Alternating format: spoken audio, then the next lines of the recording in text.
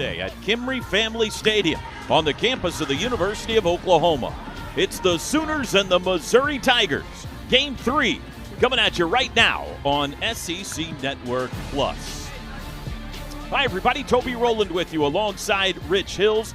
Oklahoma hoping to get the brooms out today. They've taken the first 2 games of this series. They've done it a couple of different ways, Rich.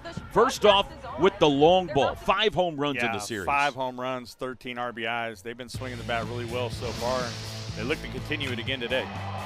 4 home runs in Game 1 on Friday night. Jason Walk, Trey Gamble, Camden Johnson, and Deshaun Harris all go deep. And Dayton LeChance got him one yesterday, his 3rd home run in the last 5 games. But they've also done it, and maybe this is the story of the series, Rich, on the mound. The starters have been fantastic. Yeah, they've been throwing the ball really well. LJ with 9 strikeouts on Friday, and Cam was great yesterday. A total of 19 strikeouts and only 4 walks. Here's a look at the scores. Friday night, 9-6. Saturday, 4-0. Oklahoma's 6th shutout of the season. And that means the Sooners going for their first sweep in SEC play here in 2026 today. Let's go down to the 3rd member of our crew, Carly Murray.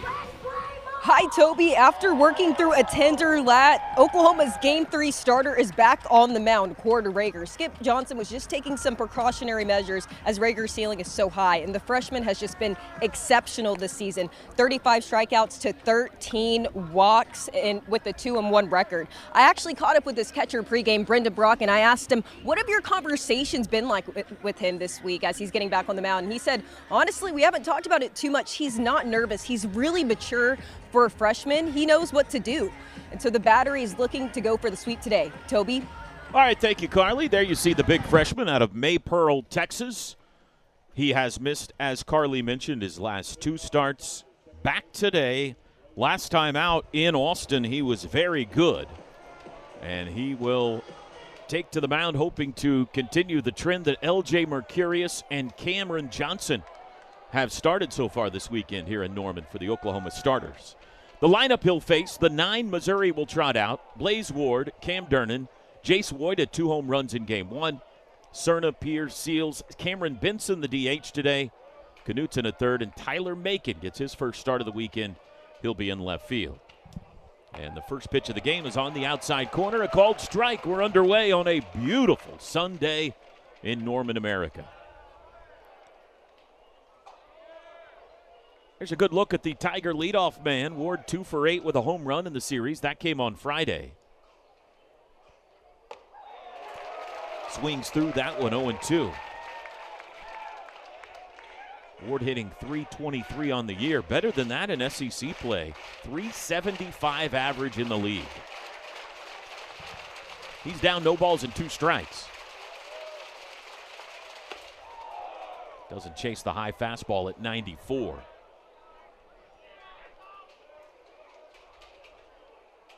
Rich, you've seen Cord Rager this year. He has been, for a true freshman, unflappable. Yeah, his presence on the mound is unbelievable for a young guy.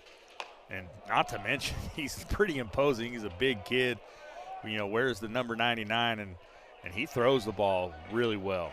Good old country boy right there. Yeah. Second straight 6'6" left-hander that Oklahoma has started in this series. Cam Johnson that as well yesterday. And he starts this one off with a strikeout of Blaze Ward for out number 1.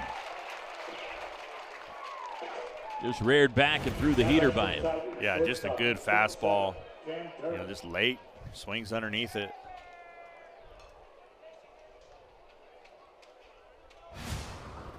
Cam Durnan now. Right-handed hitting shortstop. 3 for 8 in the series.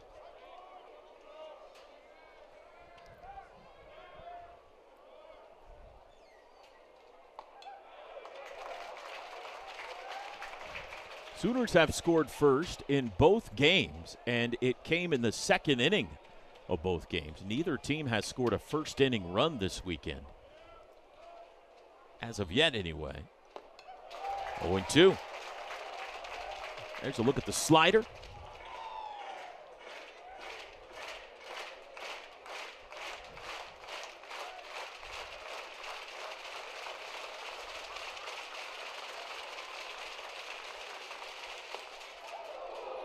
just outside with the fastball.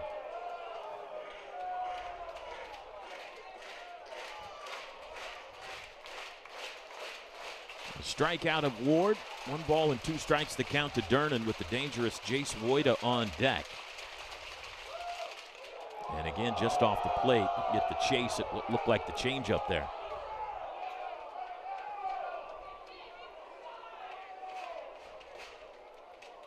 Oklahoma's already wrapped up their 4th series victory in 6 in SEC play this year.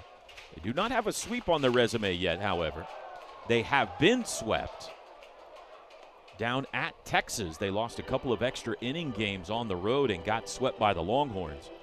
So would love a sweep in the win column to kind of counteract that and move 2 games above 500 in league play.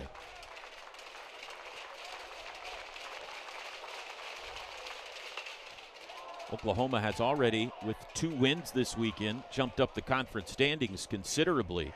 A win today would move them into a tie for either 4th or 5th in the SEC with 4 weekends to go, depending on what else happened around the league.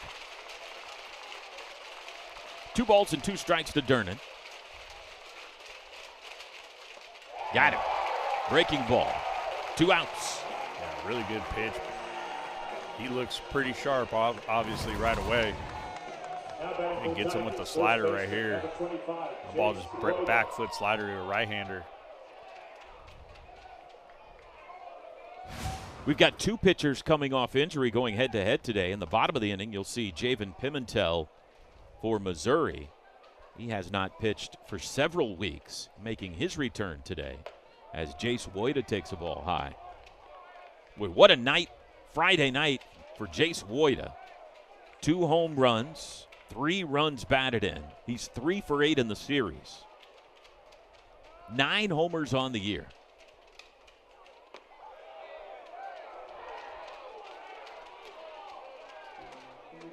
And has not backed off the eye black all weekend. I think it's getting thicker as we go.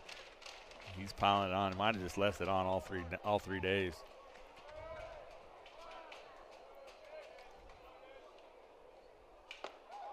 At the knees, called strike. Woida, a transfer from South Carolina.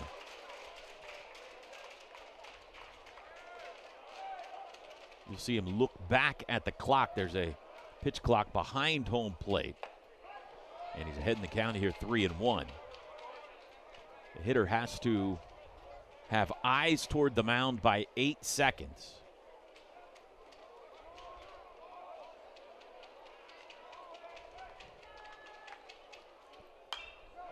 Popped up foul. That'll get out of play, and the count is full.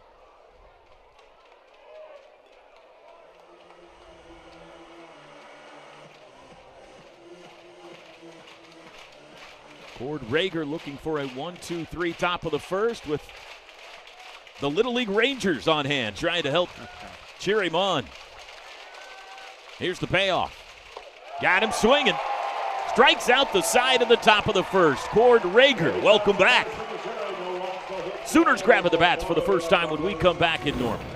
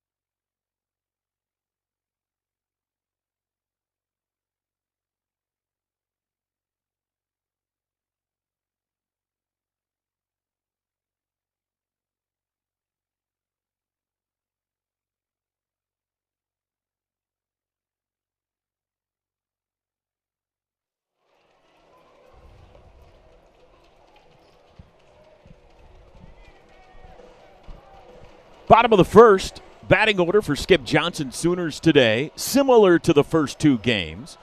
You'll see, though, Nolan Stevens getting his first start of the series in right field today. Dayton LaChance coming off a big game, too, in which he had a home run and a double. And Desan Harris back in the lineup in the 9-hole in left field. He's had a big series as well.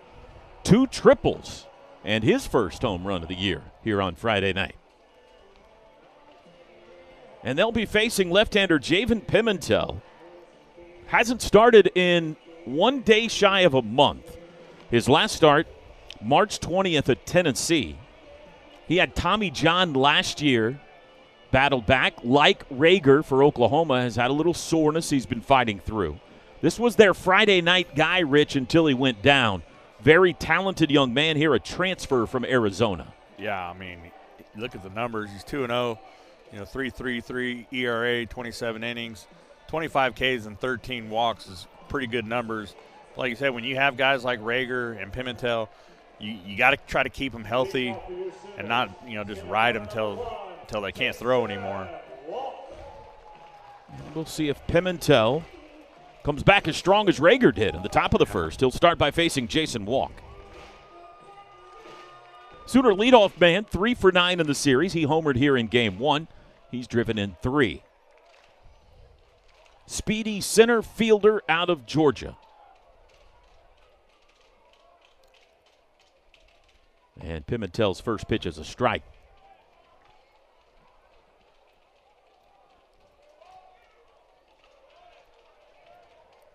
Walk a switch hitter, batting from the right side. It's a breaking ball high. Laid down a bunt single in this series as well as going yard. Starting to see that batting average climb a bit for Walk. Been struggling much of the year. Strike at the bottom of the knees with the curveball, 1-2.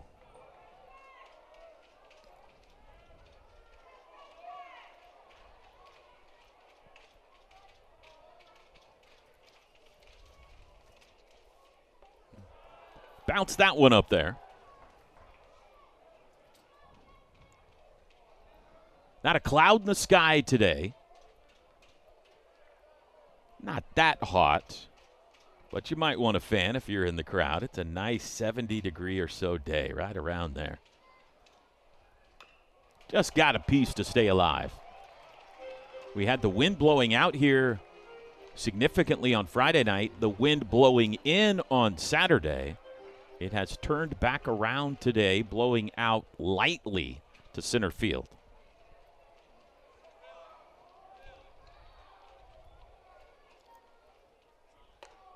And the count is full. Yeah, you'd hope with the weather like this, they'll fill that berm up again today. Maybe later on in the second half of the game.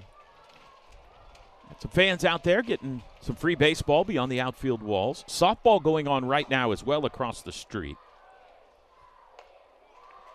Woo, outside, and a flinch from home plate umpire Michael Durantes. It looked like he thought about ringing him up. Yeah. But it's a leadoff walk to Jason Walk. Up to the shoulders of the umpire here. Oh, he started to stand ball up, 4. Yeah. Second thought. We'll leave that outside. Speed aboard to start the bottom of the first. Here's Willits.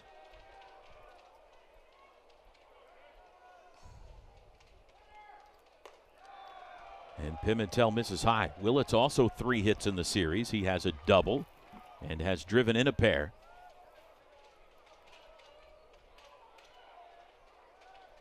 Son of OU offensive coordinator, hitting coach Reggie Willits, hitting .314 on the season.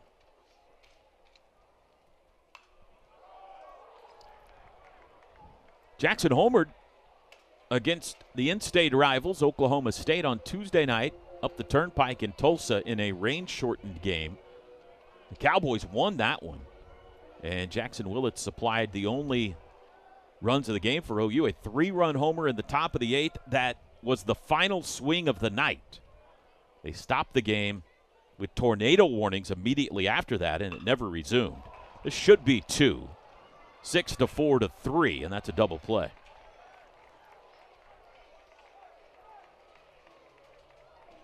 So 2 outs in the bottom of the first. Trey Gamble. It is Bark the Park, as you see. One of man's best friends right there in the middle. You're wearing the OU scarf today. We'll have lots of pictures of some pooches for you as the day rolls along. Always one of my favorite days. I think we have several of them now throughout the year because everybody loves Bark the Park. Ball 1 to Gamble. Yeah, even the dogs like the weather today. It's not too hot. Perfect. Trey homered Friday night, his 6th of the year. Sooners leading hitter average-wise, 327 on the year, 356 in SEC play. Leads him in walks, leads him in hit by pitch. His on-base percentage top 5 in the league. And he's ahead in the count here, 3-0. Some guys just seem to have a force field around the strike zone, don't they? He's fun to watch. Like he can separate balls and strikes better than just about anybody in the country. Bryce Madron, the first base coach, was like that when he played here. I was going to say he kind of reminds me of Bryce. There's a strike, 3-1. But they have a command in the box and just a presence. You can see it in there, just like an aura about him. Tends to be lefties, too. Popped foul. Cerna going to give it a look, but that'll be into the stands.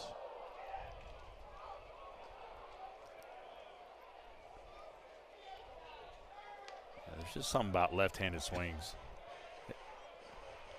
They're prettier. Yeah, for some reason. The golf swing's the same. For some reason. And I'm a right-handed hitter. I am too. Lefties, prettier swing. I'm like, I had a pretty good swing.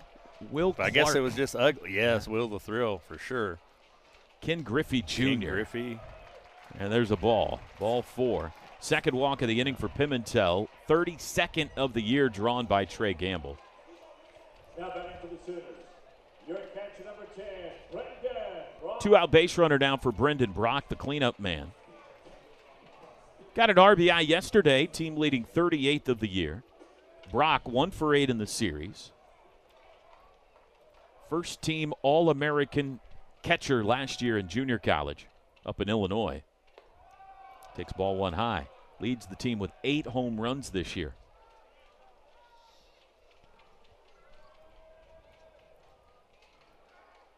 That's a good-looking dog right there. He's got a bag of treats with him. I think they passed those treats out at the door.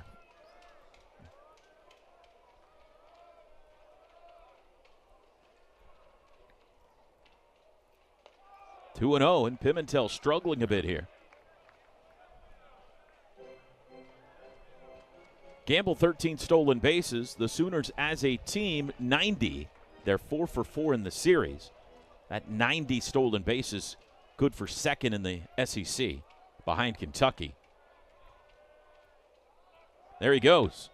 Pitch is high. Good throw. Good pitch to throw on. And safe is the call. His toe barely hung on there. Cam Durnan says we should challenge this. Excuse me, that's Blaze Ward. He felt like Gamble overslid the second base bag. And we'll get another look at it because Carrick Jackson and Missouri are going to challenge this. Second base umpire David Savage is the crew chief. He had a good look at that. Yeah, he was right on top of it. But Blaze Ward had a good look at it, too. Yeah, he was also right on top of it. Safe. It looked like he did beat the throw. Did the foot come off the bag or not? Tell. This might be a better angle. Ooh, yeah, he's off. The only question here could be, did they feel like it was shoved off the bag? Yeah. I don't think so. It looked like to me his momentum took him off the bag. But you're not allowed to add force there to help push a runner's foot off a bag. He used to do it all the time. You did? Yeah. Call is overturned. Good call by Blaze Ward. Gamble overslides the bag, and the inning is over. Sooners get a pair of walks, but in the end go in order. On to the second we go on Sunday afternoon in Norman.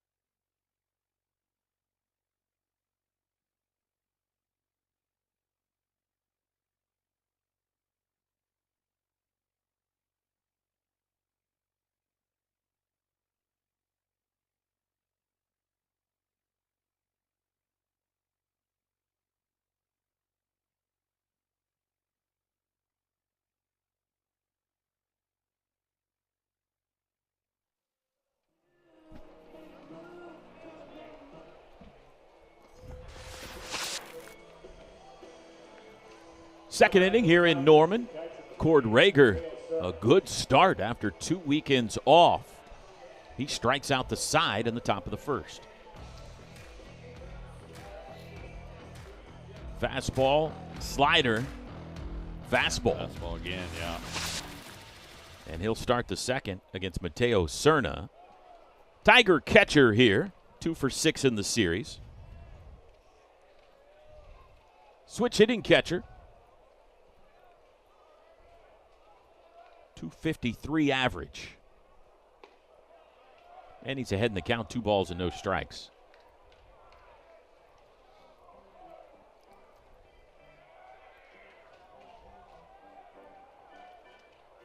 All 3 Missouri wins in conference play have come on the road. Line to second. Ooh. On a hop branch, and the throw to first. Wow. That's a nice play. Line drive, middle hop. He just gloves it. Good job keeping his feet moving, which allows him to step up and get that ball. If they gave out gold gloves in the SEC, he would be a top candidate at second base. That kid can field his position. Yes, he can. Swing and a miss by Caden Peer. 1 for 9. That one hit a double on Friday night. Mentioned Missouri's 3 wins on the road. They got 1 at Tennessee, almost 2. And then they did get 2 wins at Kentucky. They won the series there.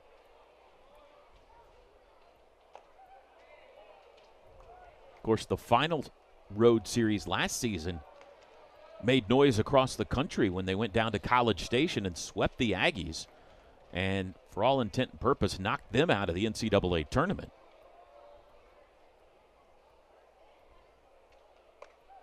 Strike, 2-2. Trying to get a salvage victory here on Sunday in Norman.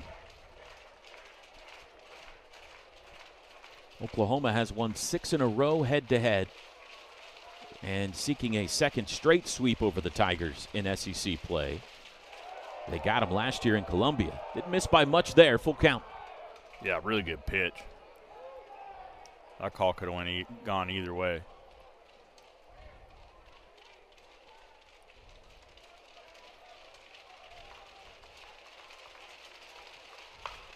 Off the end of the bat, into center field. That's a base hit. First of the day for either team. And Caden Pierce aboard, a 1-out base runner. Little cap shot out in the center. Just like a pull cue. Seems like you see that a lot, though. Borderline call, could have been a strikeout. Next pitch, base hit. Or home run. Yeah, or home run. Yeah. Been a rough weekend so far for Pierre Seals, 0 for 9 with 5 strikeouts. Moved down in the order a bit to the 6 hole today. Strong right fielder takes a strike. He didn't care for that call too much, it looks like.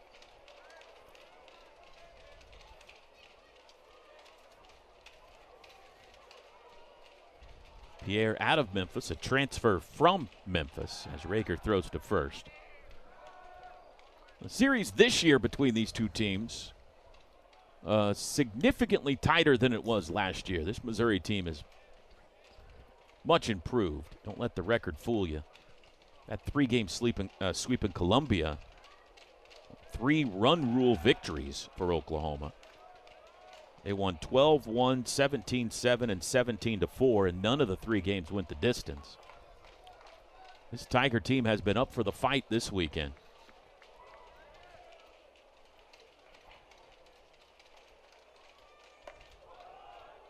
A ball and a strike.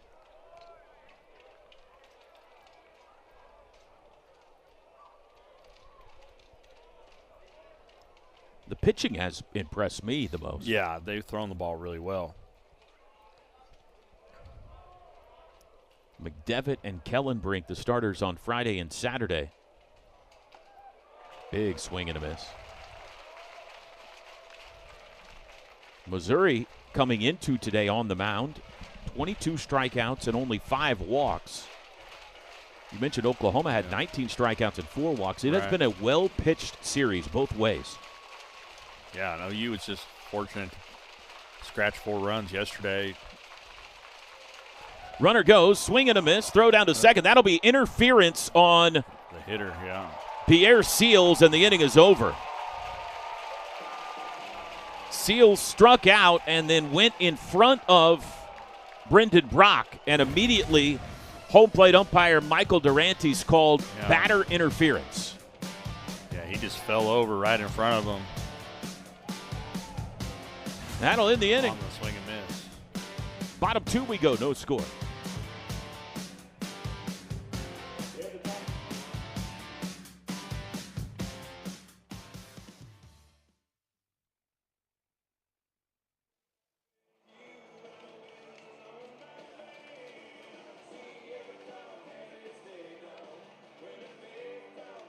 All right, are you fans? Things are about to get a little wild. Are you ready? All right, guys, get ready. Our fearless contestant Corbin is about to take on the ultimate K9-inspired challenge, catching a soft frisbee with his mouth. Let's hear it for Corbin as he lines up, ready to show off his skills, courage, and have a little bit of fun. Corbin, are you ready? Yeah. All right, let's see it. On your marks, get set, go. Very close, Corbin, very close. Hey, practice makes perfect, buddy. Practice makes perfect. All right, well, so close. Thank you so much, Corbin. Boomer!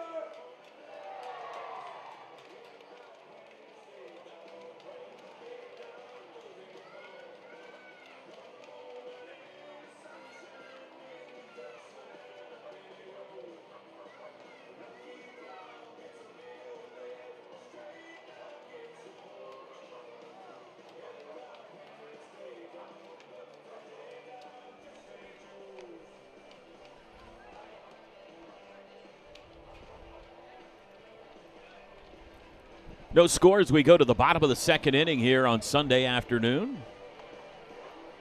Newly renamed Kimry Family Stadium here in Norman, where after this season they will do some significant renovations. Heart of the order due up for Skip Johnson's team. Brendan Brock was at the plate when Trey Gamble was caught stealing to end the first. Now batting for the Sooners. Brock will Your catcher, number lead off 10, the second inning. Brock. We've had 2 walks and a single in this game in an inning and a half. And in all 3 half innings, the teams have gone in order because of caught stealings, double plays. There was a hitter's interference. 9 up, 9 down the hard way.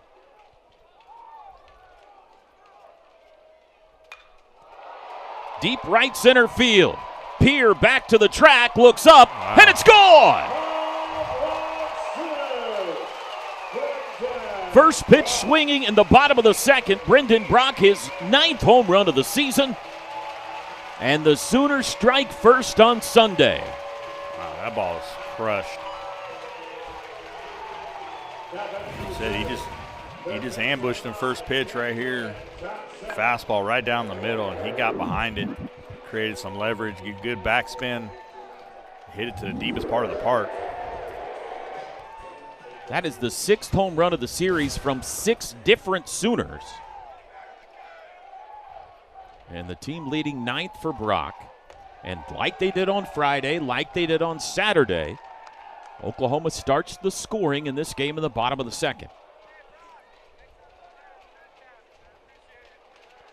Camden Johnson has one of those home runs. He has also doubled. Breaking ball hangs high a bit.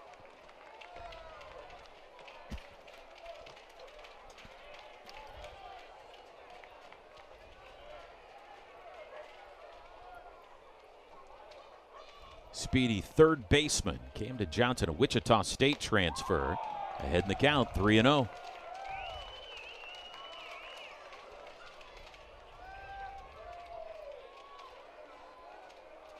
Another guy you don't want to see on the base paths if you're an opposing team. There's a strike. 21 runs batted in league play. That is second in the SEC for Camden Johnson. Only Gavin Grahovic at Texas A&M has more.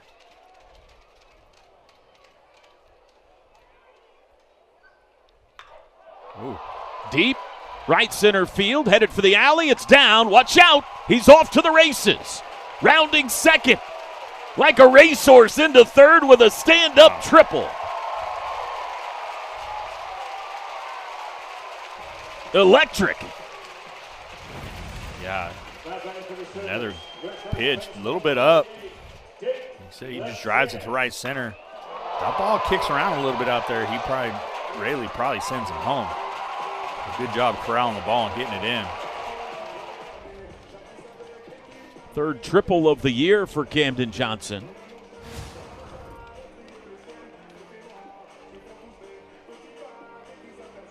Dayton LaChance now will try to bring home the second run of the inning.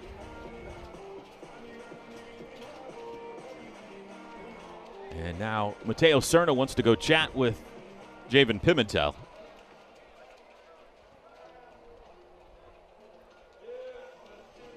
Both balls in this inning, Brock and Johnson hit to the same part of the field. Spot, yeah. You may be going out and talk to him, just let the guy in the bullpen get a few extra pitches. And we do have activity, and remember Pimentel, like Rager, coming off injury and not exactly sure how much gas is in the tank today. He has only thrown 24 pitches so far. Looks like Kyler Gonzalez, a right-hander, warming. Excuse me, Kaylor Gonzalez. All right, meeting on the mound is over. LaChance homered yesterday. 3 home runs in the last 6 games. He's 3 for 8 in the series. Also has a double.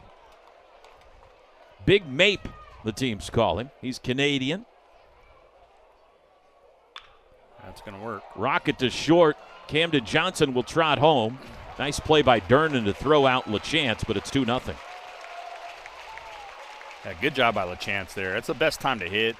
Running at third base, nobody out, infield back. All you got to do is hit something hard in the middle, drive in a run.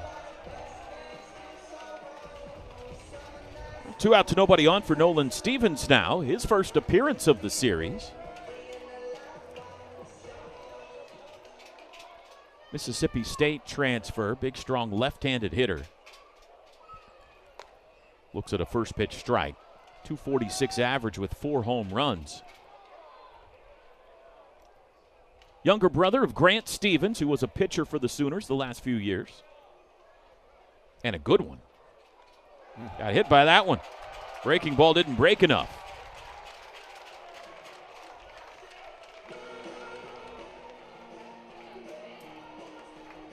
That's the third free pass issued by Pimentel. 2 walks and now a hit batter.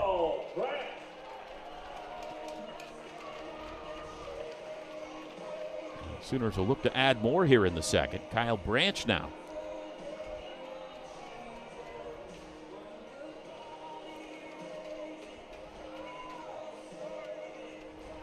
Second baseman's 1 for 6 with a walk in the series. Right side of the infield open.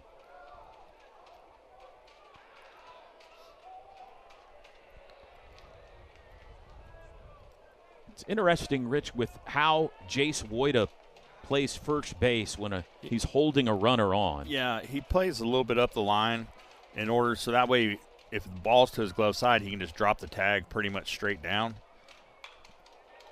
Fouled out of play. Whereas a left-hander, you can just play normal, obviously catching it with your right hand and just drop the tag on the base.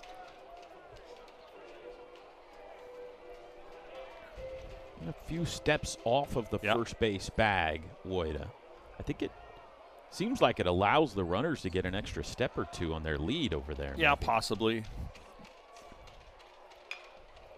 Another foul ball by Branch, 0-2.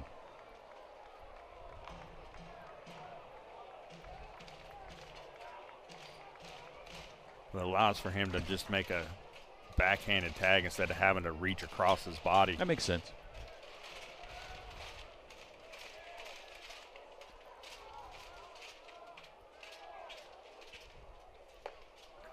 Outside to Branch.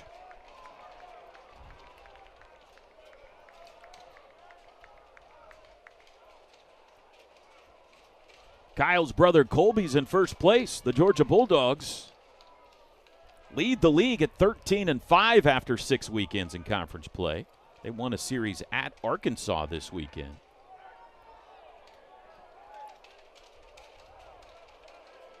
Looked like Texas might be the team to beat in the league this year, and maybe it still will be in the end, but Georgia out in front right now.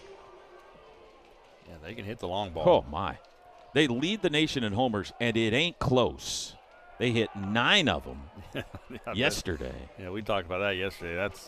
That score was unbelievable. 26 runs, 9 home runs. And Arkansas helped them out with 6 errors.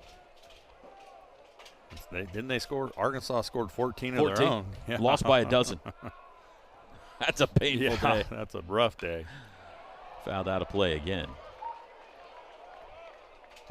This isn't exact because I don't have the updated numbers, but I believe they have somewhere in the neighborhood of 30 more home runs than the second-place team in the country, Georgia. Maybe more than 30 now, but it's in that neighborhood. That ballpark is small that they play in. That helps, but they were on the road this weekend. Yeah. Branch cues 1 foul. Yeah, and Arkansas, their ballpark doesn't play. I mean, it plays pretty big. The ball carries the right field pretty good there, but. Baum Walker? Yeah. We'll be there in a couple of weeks. 3 weeks, I guess it is. Next to last weekend of the season. Sooners headed over to Fayetteville. That'll be a fun weekend. Yeah, that's a great environment. It really is. Good block by Cerna. 2 balls and 2 strikes. Yeah, that was a tough one. That ball bounced out in front of home plate. Good job just keeping it in front.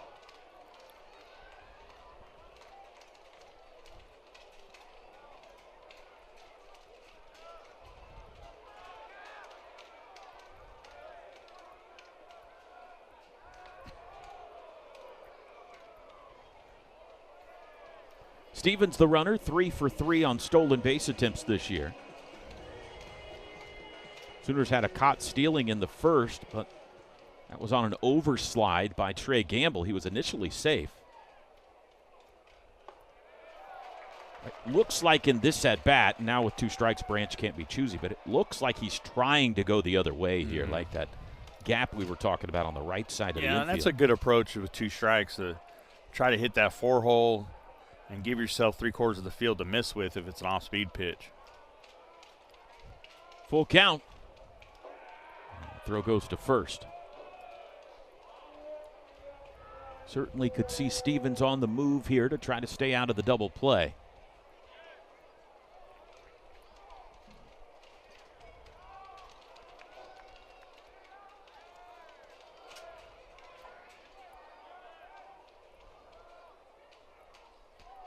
Not running. And that's a base hit up the middle. Stevens going to try to go to third. Pierce' throw that way is not in time. It looked like Blaze Ward might have been shielded a tad by second base umpire David Savage. I think he was, because he got a late break on that ball. You can see it good right here. Yeah, I mean, heck, it almost hit Savage. A piece of base running by Stevens, who was not on the move. No, yeah. And that's what this offense does. They go first to third and second to home as good as anybody in the country. Desan Harris now, one of the hottest Sooners right now. 3 hits in the series. He's got 2 triples and a home run. Shows bunt, thinking about squeezing in a run. Takes a ball on what looked like a really good pitch. Yeah, that was close. He's got Stevens at third, Kyle Branch at first. Still only 1 out, 2 runs in.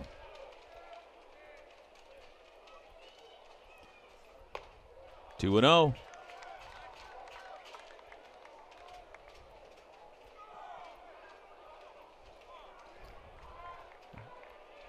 One thing I really like about the Oklahoma offense this year is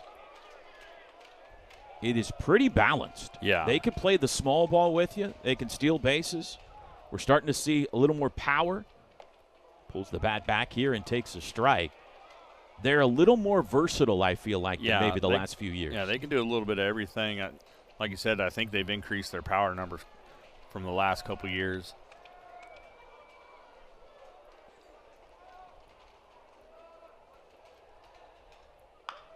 Swinging. And he pulls it foul to the Missouri dugout. Count evens at 2-2.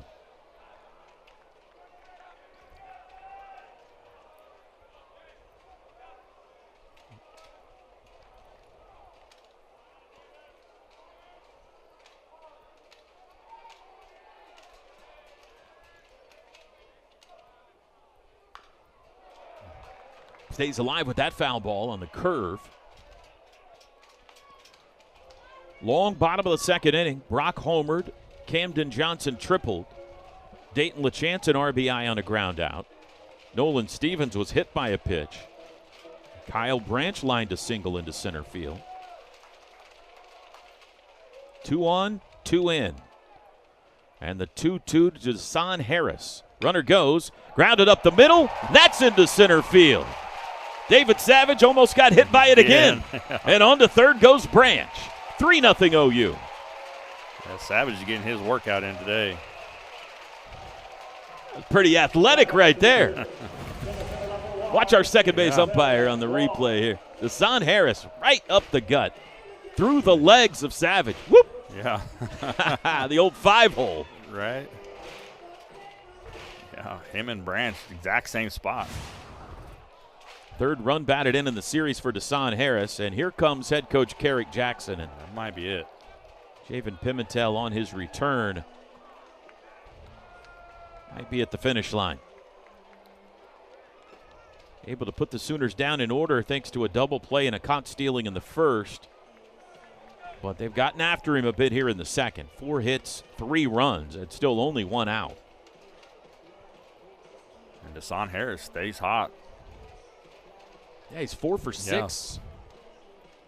With a home run. Michael Durante's the home plate umpire out to force a decision here. Here he comes. And indeed, Tigers will go to the bullpen. We'll step aside. Sooners jump in front, looking for a sweep on Sunday. We'll tell you about the new Mizzou pitcher on out of the bullpen next.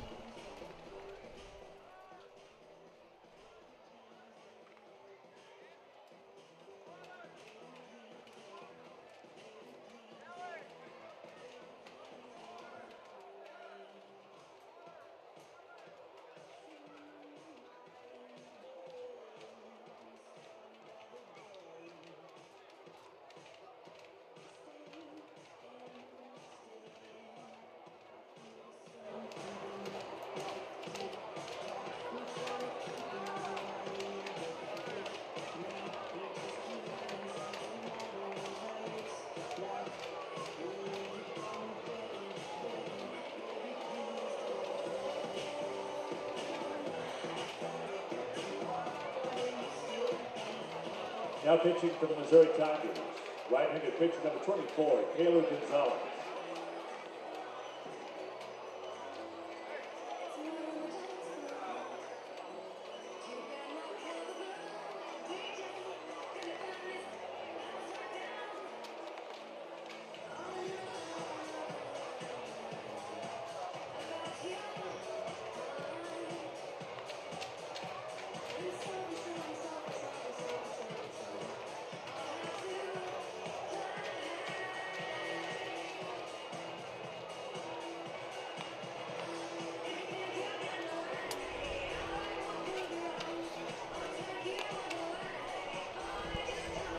New pitcher on for Missouri is right-hander Kaylor Gonzalez.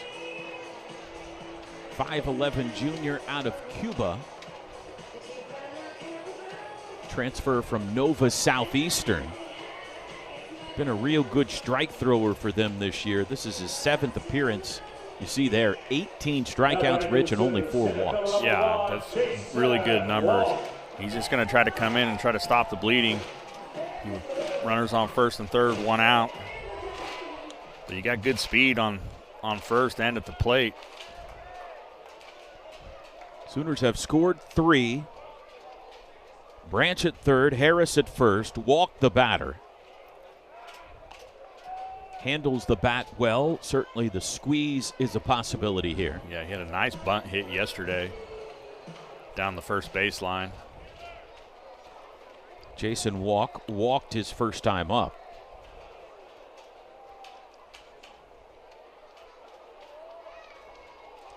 And it is a squeeze. And a good one. Throw to the plate, not in time. Everybody's safe. And that's the only shot Jace Woida had, was to come home. Great bunt by Jason Walk. 4-0 OU. Yeah, that's a really good bunt. Would have been even better if it's just a little bit harder and gets by Woida at first. Because the second baseman's covering on that. It leaves that whole side of the field open. If that bunt gets by Woida, Harris ends up at third. And maybe even scores. Jackson Willits, the 8th batter of the second inning. Still only 1 out. And elite speed on the pads right now with Harris and Walk. Strike 1 to Willits. And in this inning, we've seen a little bit of the versatility we're talking about. Yeah. Saw the home run. You saw the speed of Johnson on the triple. You've seen some small ball here with the squeeze.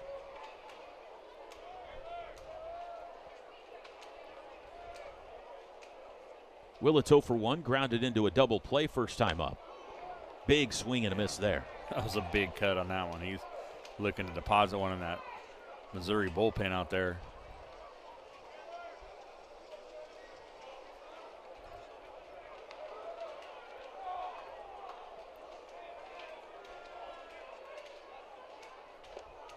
Strikes him out. Chased a breaking ball down there for the second out of the inning. First strikeout for Missouri pitching today. Now batting for the Sooners. Looks like he was pulling off a little bit on those last 2 swings. Instead of trying to stay through the shortstop, the opposite field with 2 strikes. Trey Gamble walked and was caught stealing in the first. 2 on, 2 out.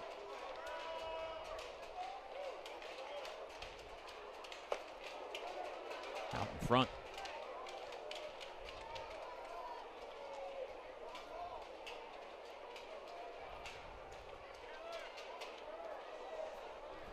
Run batted in for Jason Walk, his 12th of the year. And over half of those have come in the last couple of weeks. He has really started to pick up his productivity. Yeah, he got off to a slow start this season.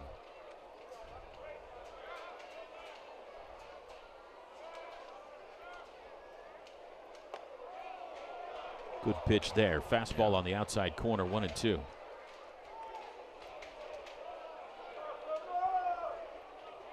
Ninth batter of the second inning. Started with a Brendan Brock homer on the first pitch of this inning.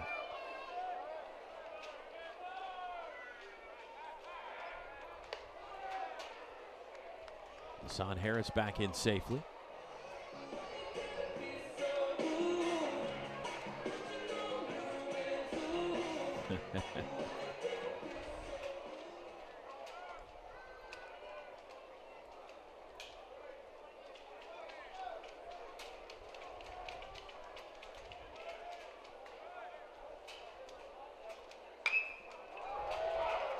Wood could have just stepped on the bag. He Yeah. went the hard way and got the final out at second base. I think he lost track of the number of outs, but You're right. that worked out anyway. Sooners score 4. Brought the homer, the big blow. We head to the third on Sunday. Oklahoma in front.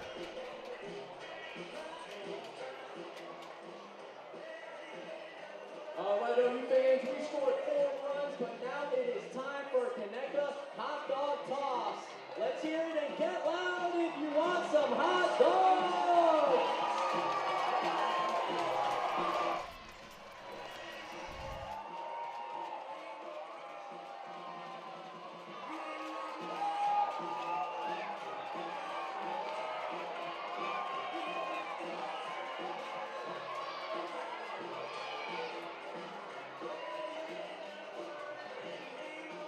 I have my headset on.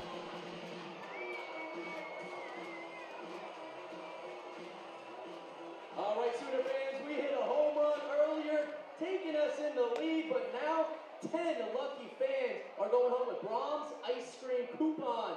Congratulations, guys. Hey, it's beautiful weather out there. It is hot, so enjoy your ice cream. Boomer!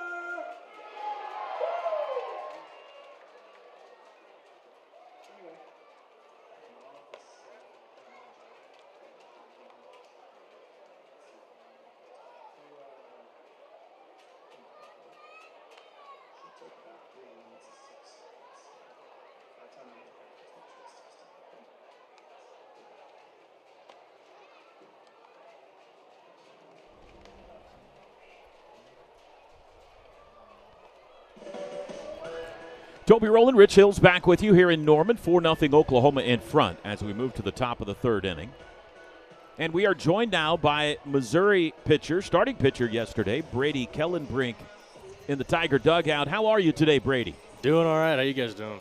Doing good. I know you didn't get the win yesterday, but impressive 10 strikeout performance by you. How'd you feel out there yesterday? I felt good. Not as good as I did the previous week, but I did what I could with the stuff I had. My curveball wasn't really there yesterday. Fastball's velo was down a little bit, but other than that, I felt good. Yeah, it looked really good. Thank Like you. Toby was saying, he's kind of settled in after the third and didn't give up any more runs in the fourth, fifth, or the fourth and fifth and sixth. Yeah. So obviously you felt pretty good with the 10 strikeouts. Yeah, most definitely. I mean, that's kind of what I am. I'm a strikeout guy. That's kind of what I aim for, I guess. I guess that's what every pitcher aims for. But, no, I mean, just trying to get zeros and push zeros and basically do all that. Well, that's 2 straight hard luck outings for you as strike 3 called here to Cameron Benson. 5th strikeout for Rager. I mean, the start against South Carolina, incredible. Thank you. No earned runs, and somehow you take the loss there. That's got to sting. Yeah, And no, then- that one definitely hurt. I mean, but, baseball is kind of a weird game, and it's not very forgiving. But you can't get down, and you just got to keep on grinding. What have you kind of figured out here this year, and especially in the last few weeks here, that's working for you? Really just executing all your pitches, and I've realized that if I have all my stuff, I'm close to untouchable. And, just really being consistent with all that stuff. I had a bad outing against Kentucky and A&M. Those are ones we got to forget, but, just mainly execution is key. No balls and 2 strikes to Keegan Knutson. I want to ask you about Drew Dickinson, your pitching coach that has come aboard this year. It really seems like he's done a great job with you guys. Yeah, no, he's awesome. He's really hands-on. He doesn't miss a bullpen. Him and Nick Parker are really great. They've been a real great add-on to the staff, and, they want nothing but the best for us, and they're really competitive guys, and they bring good culture to the staff. And as you can see, we're doing, pretty good this year pitching-wise, better than last year. So, we're heading in the right direction. Are spirits staying high? You're obviously a very improved team this year. I know the record in conference play may not reflect what you want it to, but you feel like spirits are staying high in the clubhouse? Yeah, they're staying as high as they can. We're this close. You know, and I think it's a mental thing, to be honest, because we have all the talent in the world and all the talent to be one of the best teams in the SEC. But I think it's just a mental thing right now. Once we get over that hump, I think we'll be a tough team. What's your assessment of this Oklahoma team that you faced yesterday? They're gritty. You know, they fight. They got a good lineup, but they're a lot of fun to face just because they swing. And, you know, teams that swing are obviously more fun to face. You know, I don't like teams that take all the time because then the game just, you know, gets way too long. And I don't know. I mean, I just like teams that swing. Swing the bat. Absolutely. Right? That's right. No kidding. Well, Brady, thank you so much for a few minutes of your time, and we wish you nothing but the best of luck the rest of the way here in 2026. Thank you, guys. I appreciate you guys. MIZ. All right, Brady Kellenbrink. 10 strikeouts, only 2 walks in 6 innings of work yesterday. And he has deserved better the last 2 weekends. 7 innings, 10 Ks, no walks, no earned runs last week, and there was 1 unearned run that came across, and that was the only run scored in the game. So he's taken losses the last 2 weekends. That happens in Major League Baseball. You would know better than me, Rich, but you hear stories about pitchers coming into the clubhouse and throwing bats around and saying, guys, what are you doing to me? Yeah, they definitely get riled up about that when they don't get any run support. Got past Rager, Branch, chance to show off the glove again, and he does. Wow. It's a 1-2-3 inning. Speaking of impressive pitching starts, Cord Rager now 6 strikeouts, no walks, 1 time through the order. 4-0 OU.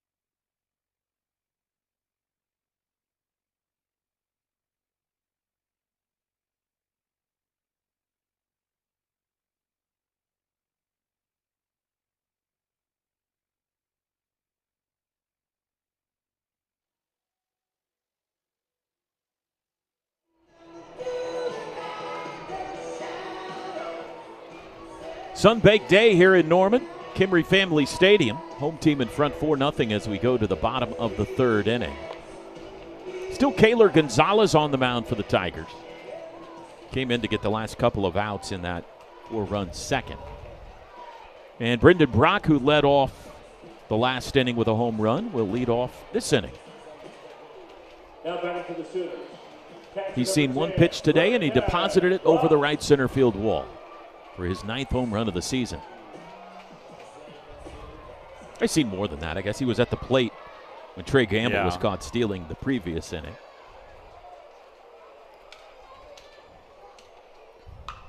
First pitch swinging again, this time up the chute. Shallow center field. Caden Peer battling the sun, makes the play. Wow. That got hairy. Yeah.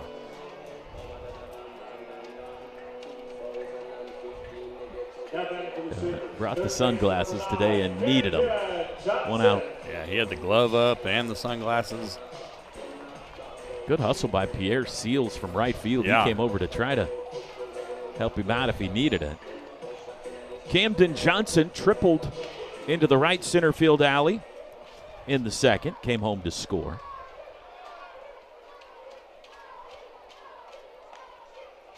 Strike called.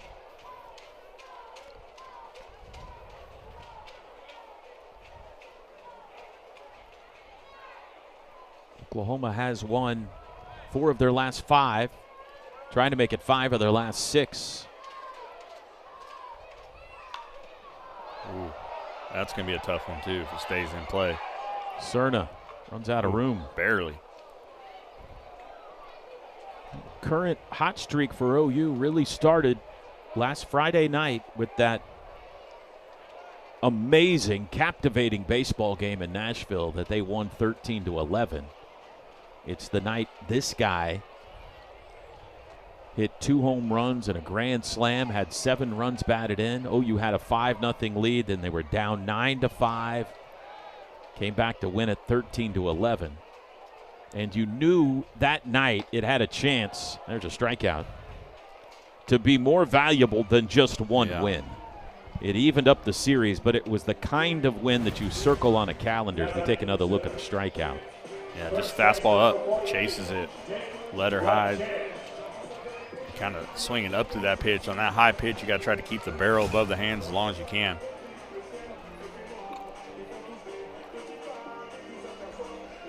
Dayton LaChance now. 2 outs, nobody gone. Picked up an RBI on a ground out last time up. Takes a strike. 34 runs batted in. The 2 JUCO All-American catchers that OU picked up in the transfer portal in the offseason, 1-2 in runs batted in on the team. LaChance looked like he wasn't ready yet there. It's a ball. He's telling home plate umpire Michael Durantes, I wasn't looking at him yet. Fortunately for LaChance, it was not a strike. Got him looking down at the plate. Now he looks up. Now Gonzalez is going to make him wait. Little cat and mouse game going on. 2-1. It's a little head games.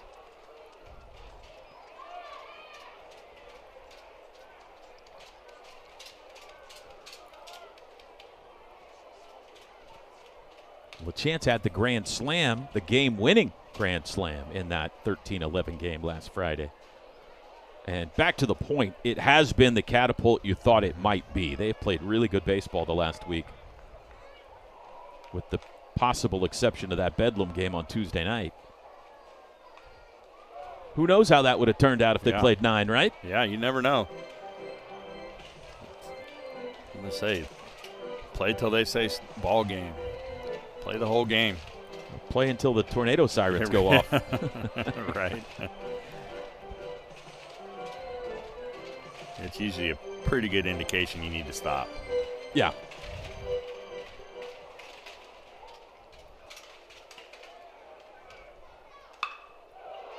That's a base hit. Left center field. Rocketed one under the glove of Durnan. Hit number 6 for Oklahoma. 2-out base runner. Yeah, that ball was scalded. Now batting for the Sooners, right fielder number 5. See it right here. I mean, just barely misses on the dive.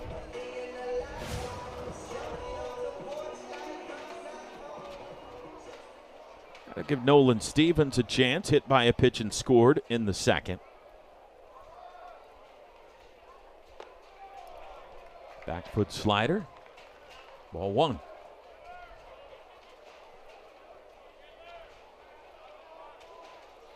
For the most part, Stevens, the lefty that plays in right field or DHs against right-handed pitching. Drew Dickinson, the right-handed batter that plays against lefties.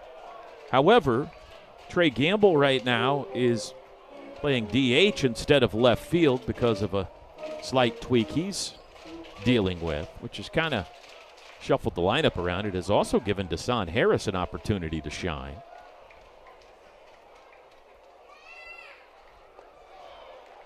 And as we mentioned earlier in the series, this is a stacked Sooner outfield. Yeah. Finding playing time has not been easy for everybody all year. Reggie Willits has been working to find the right combination all season long.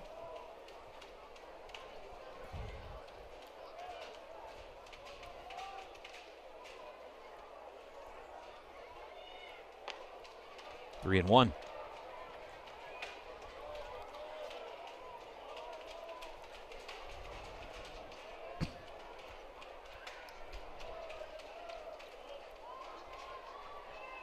And now Gonzalez is asked to wait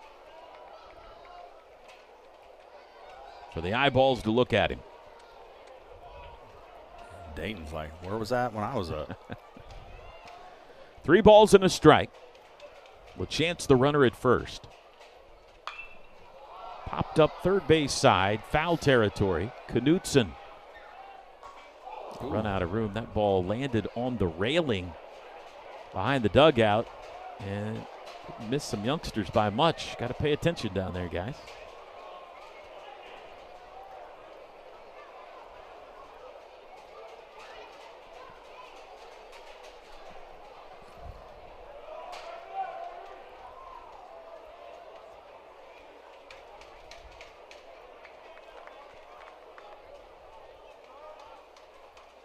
Four 0 Oklahoma. Looking for more here in the bottom of the third inning. Seeking a sweep.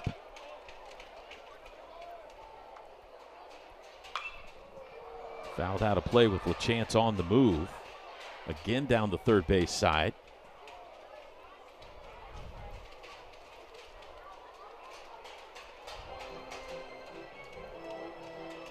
We'll do it again. LaChance got a sprint in, and the big Canadian will circle back and walk back to first base now.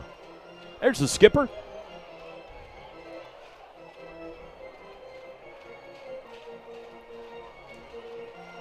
His team back home Tuesday night against Oral Roberts in non-conference play. They've only got 2 non-con games left. And then it's off to Auburn, Alabama, down on the Plains. All 4. Back-to-back 2-out base runners for the Sooners. First walk issued by Kaylor Gonzalez. Third walk of the day for the Tigers. And Kyle Branch, an RBI opportunity. Number 6, Kyle Branch.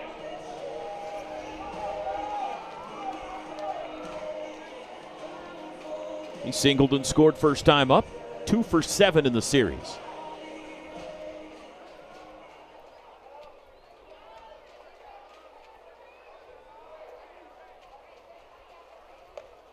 Takes a strike.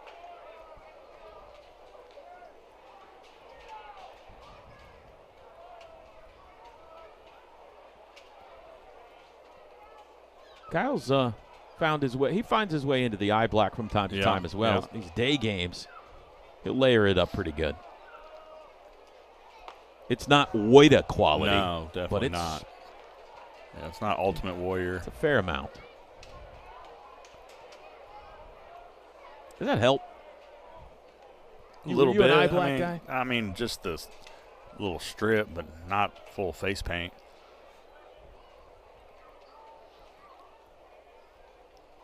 It must help. They've been doing it for decades. Yeah, right. Yeah.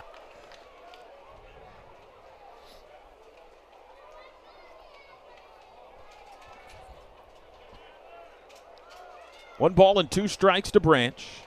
Sooners have LaChance at second, Stevens at first with 2 outs.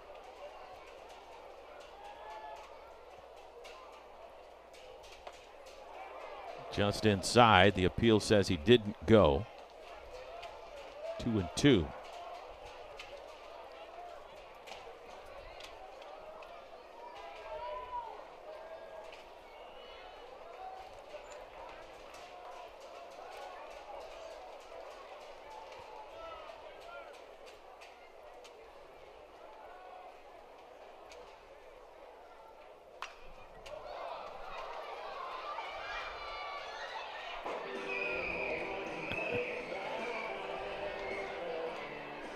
Every foul ball today, the chase is on. Yeah.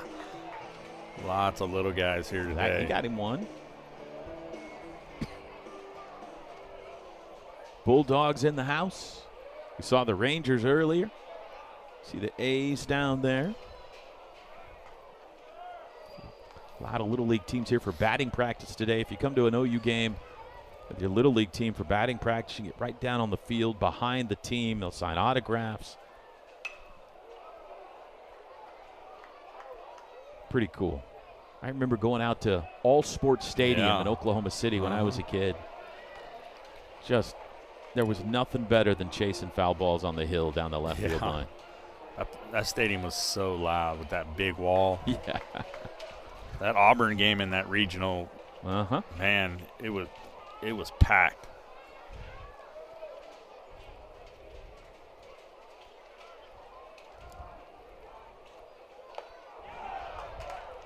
Branch strikes out. Gonzalez ends the inning, his third strikeout. Strands a couple of base runners. We head to the fourth, 4-0 Sooners.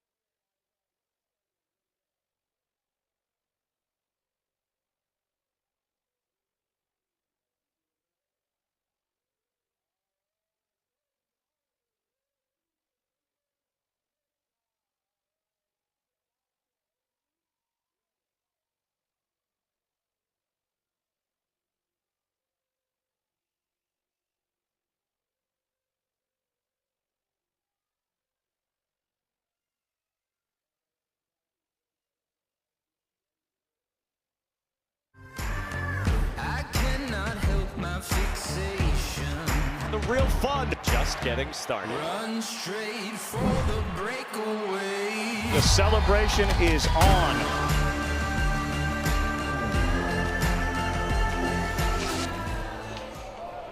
Couple of participants in the 2022 World Series meeting next weekend down on the Plains. Oklahoma and Auburn. Right now, right next to each other in the rankings. Auburn 13, OU 14 according to D1 Baseball. Sooners 6-1 head-to-head against the Tigers all time. They've got what has developed into a great atmosphere there as well. Fun ballpark. You got the parking garage down the left field line. Fans will sit in the parking garage and watch the game. They've got a big wall in left similar to Vanderbilt's and a really good baseball team. Auburn taking 2 of 3 at Florida this weekend. If the Sooners win today, both teams will have the same conference record going into that series at 10-8. That's Friday, Saturday, Sunday next weekend. 1 ball and 2 strikes to Blaze Ward. Swing and a miss. How about Cord Rager? 7 strikeouts. Just throwing that phantom ball. Now batting for the Tigers, shortstop, number 27, Cam I mean, just painting. Got him to chase outside, just couldn't reach it. 1 base runner so far. That was the Caden Peer off the end of the bat single in the second inning. Maybe just give him 2 weeks off between every start, you think? Yeah. Now, he was going pretty good. Let's see how I don't think it that's ends gonna first, but yeah.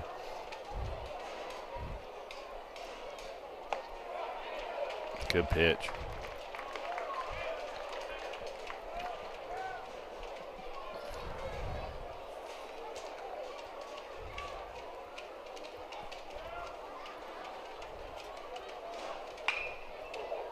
Left field, Desan Harris.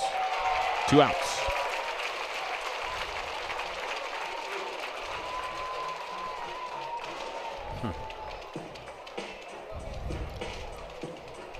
And this is a pinch hitter for Jace Woida. I wonder if something happened to him.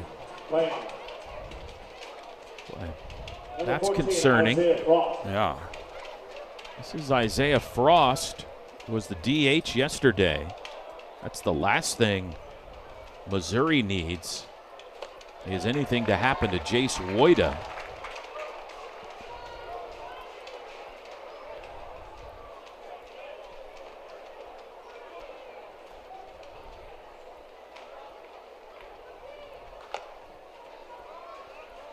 ball into strike. Frost 0 for 2 with a walk yesterday.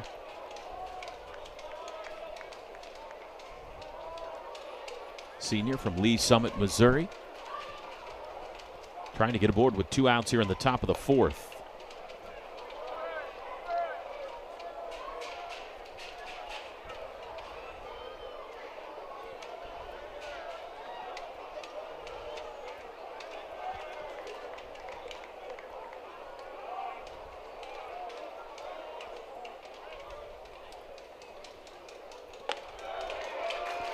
Two and two.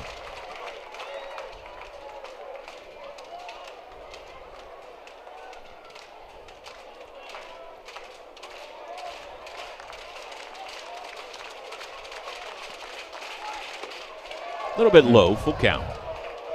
Fastball at 94. It's been pretty steady there.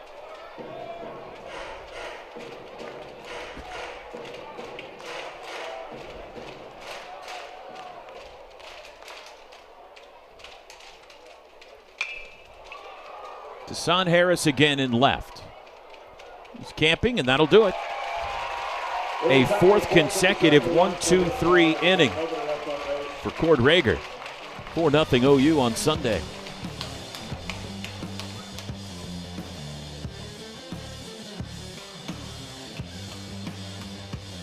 All right, Barker Park fans, it is time for a tasty competition that's as fun as it is messy.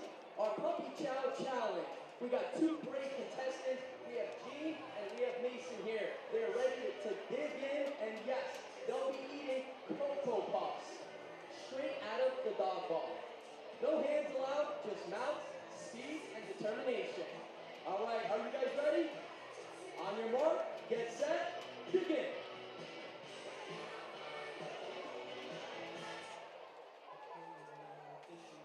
Oh, it's a close one. It's a close one.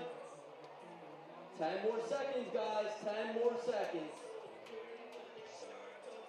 5, 4, 3, 2, 1. All right, let's see. We got Mason. We got Mason as a winner. It looks like he got the most. Sooners in front 4-0 as we go to the bottom of the 4th. And we are thrilled to be joined now by the winning pitcher yesterday for Oklahoma. Cam Johnson moved to 5-1 with a great start. Big Cam, how you doing today, bud? Doing pretty good. Just watching Cord do his thing, and our team's rolling right now, man. So that's a great thing. Boy, how about Cord today? Yeah. He looks good, doesn't he? Yeah, he's really good. I think, he had like a lap problem, but he's recovered well, and he's showing it thus far. He's doing really good, and his body language is outstanding. Yeah, Cam, how do you make it look so easy? Throw 98, make it look so easy. As an infielder, I didn't have that kind of velo across the infield. I mean, I might have got 89 or 90, yeah. But you're so free and easy. It's fun to watch. I mean, what's it feel like being able to blow guys away most days? Yeah, I think for me it's just being loose, being free, and I think just taking a deep breath and slowing the body down, slowing the mind down, and going out there with full confidence. So. Oh, boy. Here we go. We're going to start messing with you now, Cam? Come on. Yeah. I want to go back to Cord real fast, and then I'll ask you about you because you're a vet now. Do you have kind of a mentorship with some of the younger pitchers, especially him? He's a 6'6 lefty. You're a 6'6 lefty. Or do you leave him alone and let him do his thing? I kind of leave him alone, let him do his thing. Sometimes we may ask each other questions and just, either get feedback off each other and I just try to pick each other's brains. But other than that, I just leave him alone and he's doing this thing. And when he's on, he's on. So. 1 ball and 1 strike to Desan Harris leading off the bottom of the 4th inning. Takes one inside. So Cam, is that LJ throwing seeds at you? You're gonna have to, it's LJ, man. You have to get him in a full Nelson when this is over? I got to. You could take him. I believe in you. What felt good for you on the mound yesterday? Yeah, I think overall just body felt really good. And I was working with Skip. Skip and I just made a couple adjustments in our last bullpen. And it was a really a deep thought type of thing. We stepped back and just watched more video, and I kind of readjusted. So I think yesterday, and it was good. That boy Desan. Boy, he is scorching. He's hot for fire. Yeah. but yeah, everything just felt good. I mean, it was awesome, and you know, Skip believes in me, and we all believe in each other, so that's what helped as well too. We're going to keep talking to you just to see how big the pile of sunflower seeds can get on the on the towel. on the bill of your hat here at the top. When you had a rough start the week before, but that's 3 of the last 4. Do you feel like it's a mechanical thing when the difference between when you're on or not, or is it between the ears usually? It could be a mixture of both, but I think it could be like definitely in the ears, because I overthink sometimes. So I think if it's between the ears, and it could obviously lead to some mechanical stuff that I overthink. But I think Skip, like we talked about, it's definitely some mechanical stuff, but it's more mental. Like just going out there and it's mano a mano, just me and the hitter, and it's me in the mid essentially. So just going out there and me in the mid and going out there and just doing my thing. That's kind of what I've been working on. I think that's what really you guys saw yesterday. So Jason Walk pops one up, shallow center field. Dernan at shortstop calling for it, and there's one out. Who are you closest to on the team? I'm pretty close with Chance.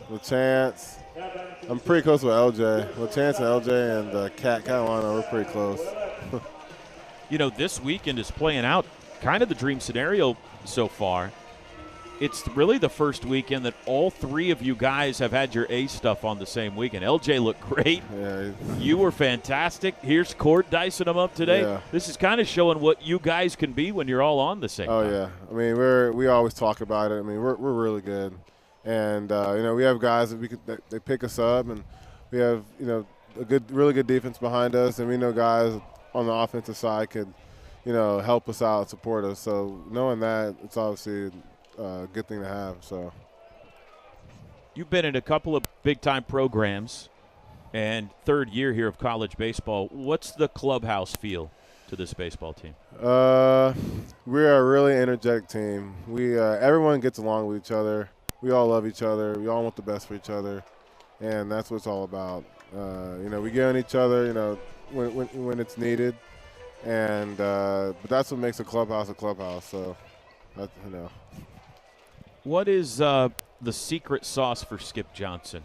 What makes him such a good pitching whisperer? I think he knows us. Like, he knows us off the field, and he knows our tendencies. Like, it may sound cliche, but he really knows what works best for us based on his perception of things. And he's worked with a lot of great guys, and we know what he's talking about.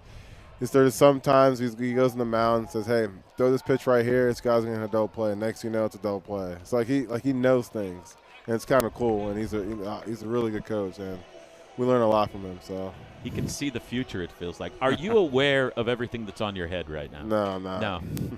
We got sunglasses. We got seeds. We got gloves. We've got some towels. I don't know what he just put on your head there, but. I'm starting to feel the weight. This is the picture of composure right here. Right, yes, right? for sure. You want to know why Cam Johnson is good? Look at the focus he's showing right now. All right, what would a sweep mean for you guys today? Oh, it would mean the world. We need this. This would be huge going into next week to Auburn. And, if we get the sweep, and we'll start hitting that. We'll start ascending in the right direction. And we need that right about now, too, so it'll be good for us. Cam, we appreciate it. Go shake all that other stuff Thank off you so and much. go get the Tigers down there. Appreciate it. Thank you. Big Cam Johnson. That's funny. Afraid his neck would start to hurt if we interviewed him any longer. Deshaun Harris takes off. Willits pops it up. Foul territory, third base side, and out of play. 1 on, 1 out. Deshaun Harris, another base hit to start this inning. He's on fire. But like you said, Gamble being in the DH opened up some opportunities for some of these other outfielders who haven't been able to get out there and show what they can do. You're going to mess with Cam Johnson, you better know what you're doing, right? Right. Better make sure he's in a good mood.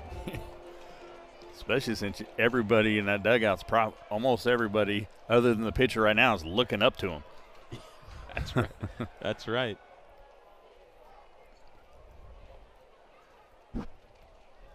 Willits 0 for 2. 4-0 here in the bottom of the fourth.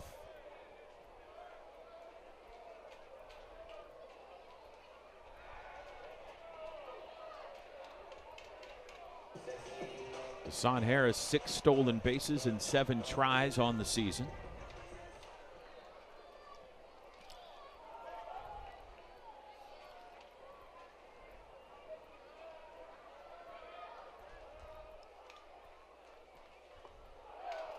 And he strikes out Willits. 4 of them now for Kaylor Gonzalez.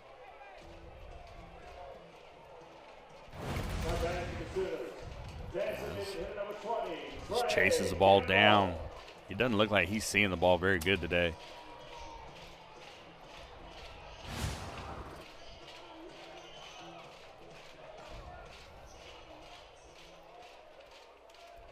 Trey Gamble now.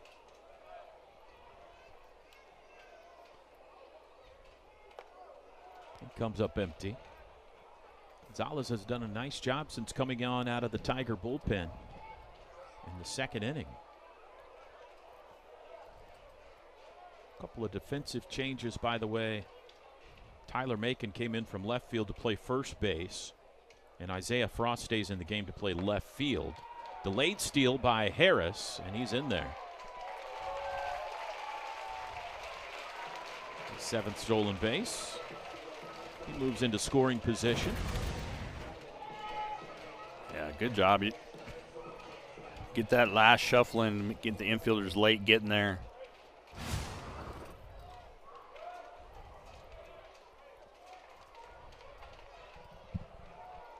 Gamble 0 for 1.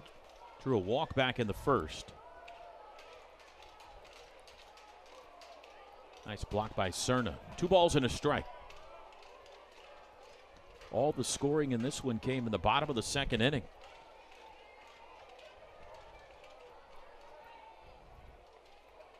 Got some M&Ms, you got a Sprite, and you got your buddies. And some good weather. That's right. It's a perfect day.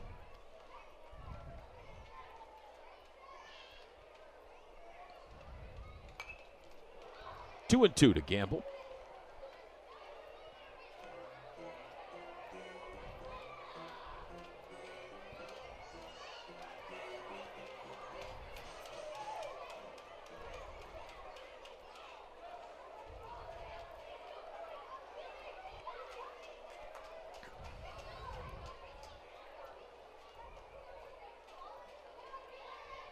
Harris at second base.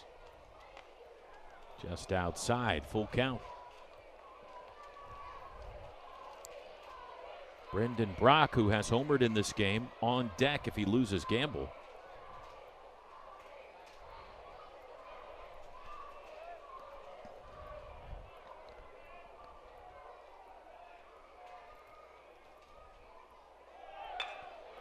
Base hit center field.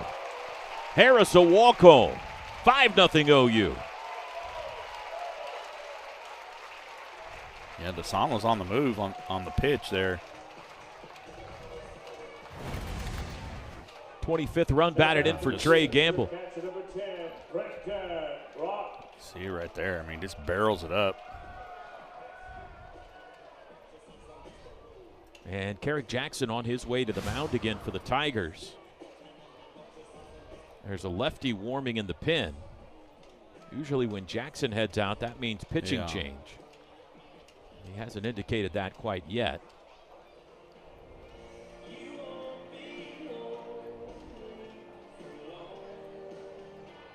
The deficit now is 5, and now he points that way.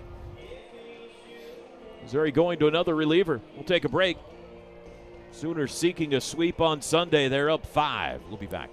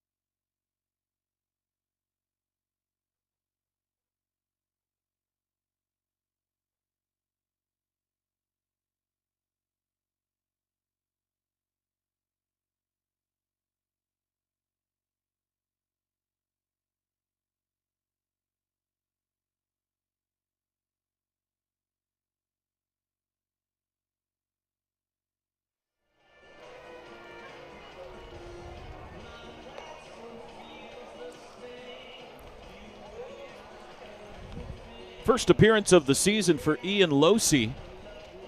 Tiger left-hander, graduate out of St. Louis. And he is the third pitcher used today. 10th appearance of the year, no record. 4 saves. Has been their closer this season, 8.68 ERA. 5-0 Oklahoma. They've just added a run on a Trey Gamble RBI base hit. And with 2 outs, Losey will be facing Brendan Brock. Now batting for the Sooners, your catcher number 10. Carrick Jackson received a nice appearance out of the pen by Kaylor Gonzalez. But the Sooners have gotten after him for a run here in the 4th. And now he'll hand the baseball to Losey. Brock 1 for 2 with a home run.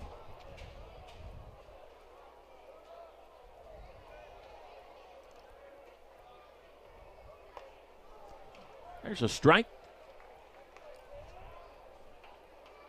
We've seen so many 6'5", 6'6", 6'7" in the case of Mason Bixby pitchers in this series that Losey looks super short out there, but he is 6 foot tall. Yeah. Just a normal-sized human being as compared to Cord Rager and Cam Johnson and Mason Bixby. Crafty lefty.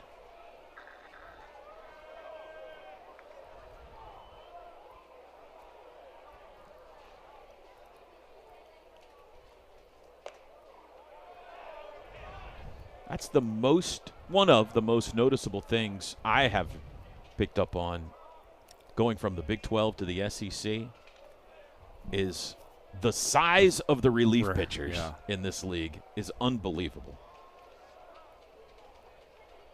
Runner goes. Base hit. Gamble will stop at second. Second hit today for Brock. Rips one through the 6-hole. Yeah, just got the head out. Number 9, Camden Johnson. 2 on, 2 out for Camden Johnson now. I felt like when we were down in Baton Rouge, every time the bullpen door opened, a bigger guy came out of it. They just keep getting bigger and bigger. They just keep getting bigger. Wait till Florida comes here in a couple of weeks. Yeah. That pitching staff is a basketball team. They're unbelievable. And good. Camden Johnson 1 for 2 with a triple and a run scored. Took a big cut at that one.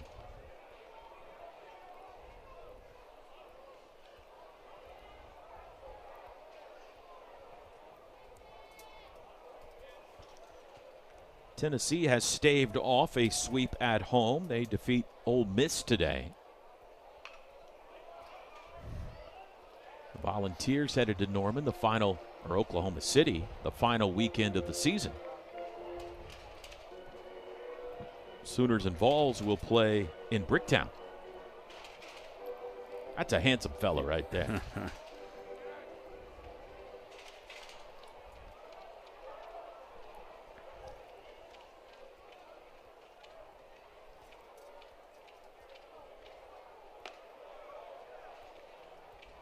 That loss by Ole Miss, by the way, means that an Oklahoma win today would move the Sooners into a tie for 4th place in the SEC.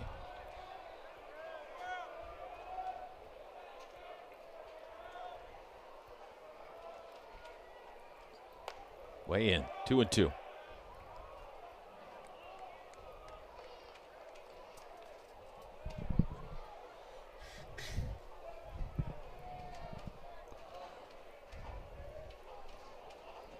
Three hits in the inning.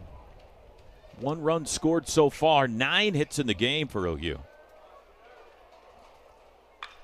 High fly to right. Hit well. Seals back to the wall, and he'll watch it fly.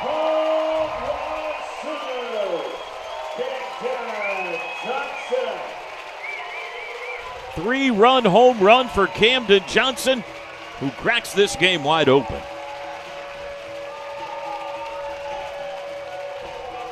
Yeah, that was a no-doubter off the bat. Second home run of the series, 7th of the year. Just a breaking ball, stays on the inner half, and he turns on it.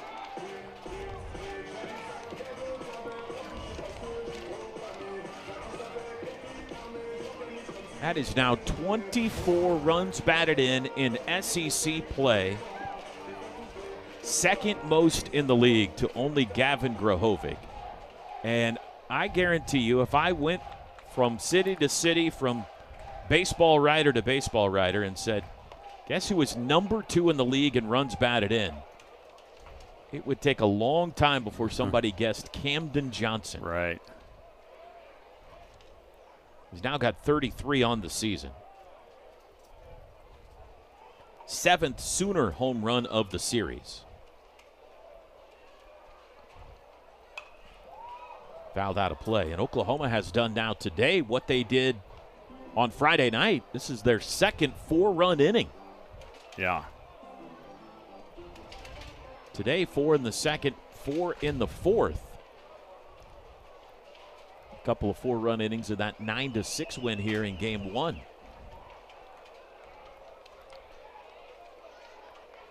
And if you're an OU fan, you know that's a good sign. Crooked numbers have not necessarily been their forte in conference play until the last couple of weekends. Strikes out LaChance, and that ends the inning. Damage done. Camden Johnson, a 3-run blow. And it's all Sooners in the finale.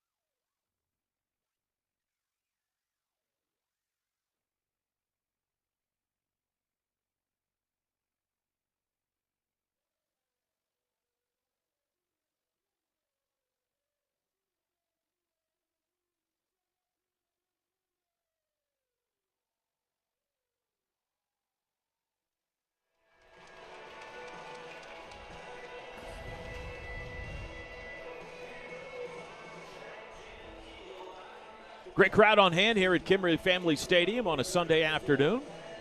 And the home team giving them what they came for today. 8-0 Oklahoma in front.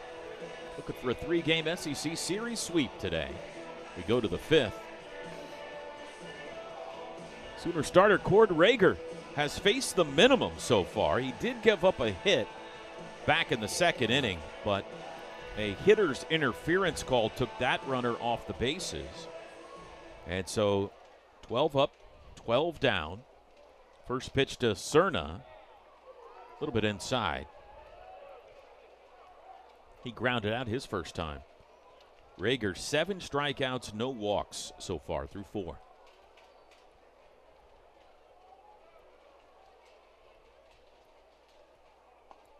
Rager wanted to throw last weekend in Nashville. Skip Johnson deciding out of extra caution to give him one more week to rest. They ended up bullpenning a victory together to take the series against Vandy. Good to have 99 back on the bump.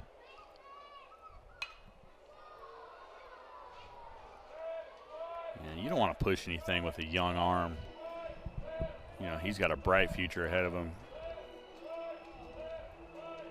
And you want to make sure everybody's good to go in the postseason more than anything. Yeah. If you're fortunate enough to get there.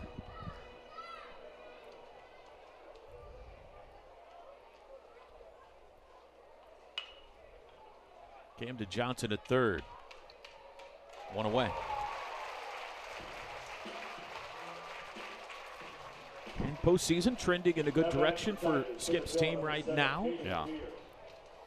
Depending on the projections out there, but still 4 weekends to go. And Hoover. They are either a 1 or a 2 seed. Hoping to finish strong and host a regional here in Norman, as they did a couple of years ago. Swing and a miss. Yeah, that was a lot of fun. It was. Good to see then L. Mitchell Park in all its glory again. 0-2. But they're going to have to finish strong to do that. Right. I think they can. I mean, Sure. Obviously they're capable. Good pitching staff. You know, if the offense can keep scoring runs, they'll give themselves a pretty good chance, I think. But like you said, they got a tough rest of the way in SEC play. At Auburn, home for Florida. At Arkansas, home for Tennessee. That's the remaining road. Swing and a miss. Uncle Charlie got him there. That's 8 strikeouts. He is in control. Now batting for the Tigers. Walking around like a guy with some confidence, too, right now. He's John Travolta out there. I would imagine he's only at 61 pitches, but you would think it's probably near the end of his day. I think Skip would love to see him get through the 5th here, obviously, to be in line for a victory. But coming back after missing the last couple of weeks, you wouldn't think he wants more than 70 or so. And there's an arm warming up in the bullpen.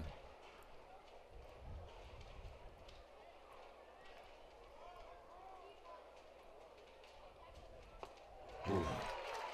I mean, that's just nasty.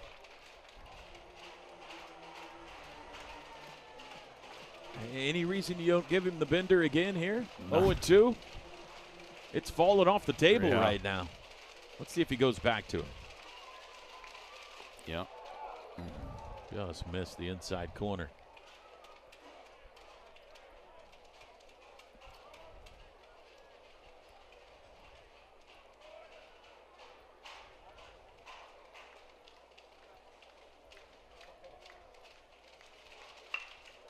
Towards second. That's where Branch lives. Yeah. And it's another 1-2-3 inning for Cord Rager. Sensational start today for the freshman. Halfway home on a Sunday afternoon, it's 8-0 OU. Wow. I like, with a crowd like this, and Skip doesn't think about this probably, but I like sending him out there for one batter the next inning and then letting everybody get him. You know? Yeah, let him.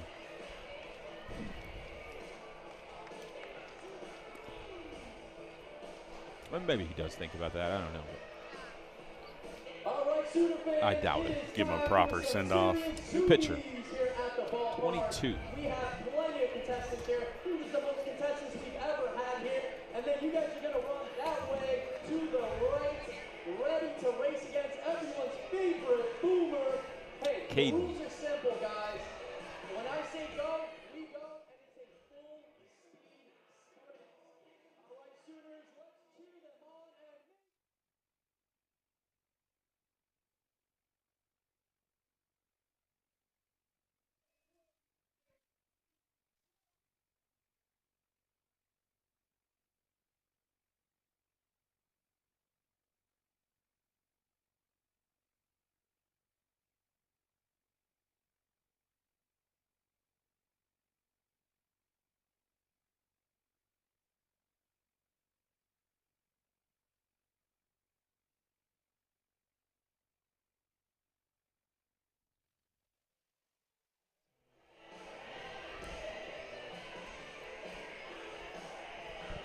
Bark the Park on this Sunday here in Norman. I like that one. Oh, look at that. Yeah, looks like Look at that. peeking over the. That was our ceremonial first fetch today, one of the police dogs with us. Let's go down to Carly.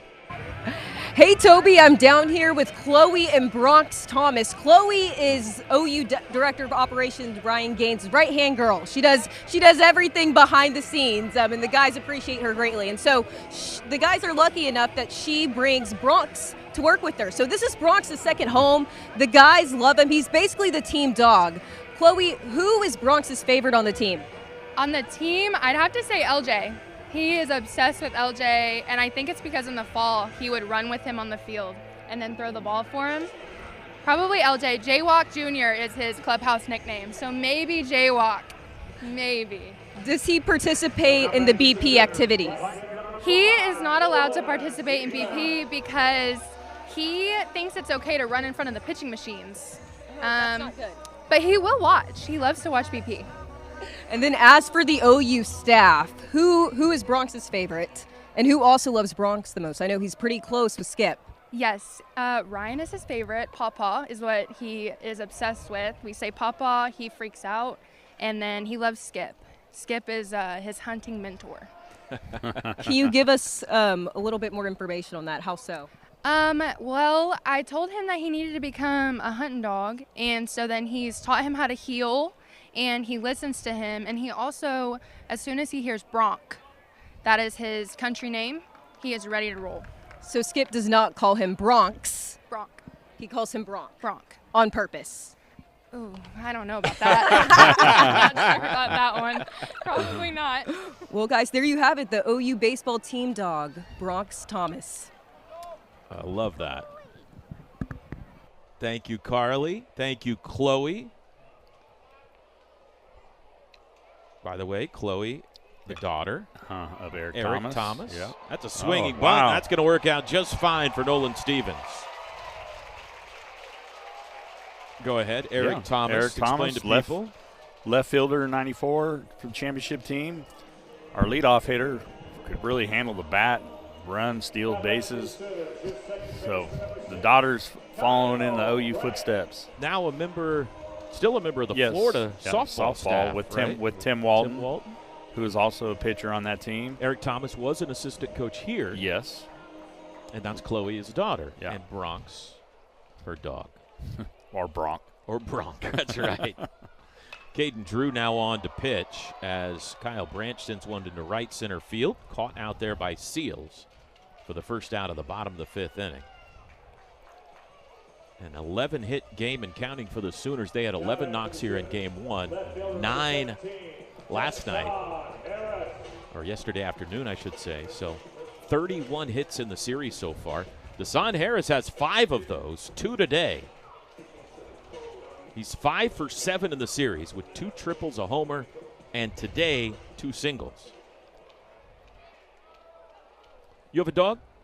I do. Joseph Blue Pulowski. What a name. Yeah, it's from the old man from Old School, the movie. Yeah? Yeah.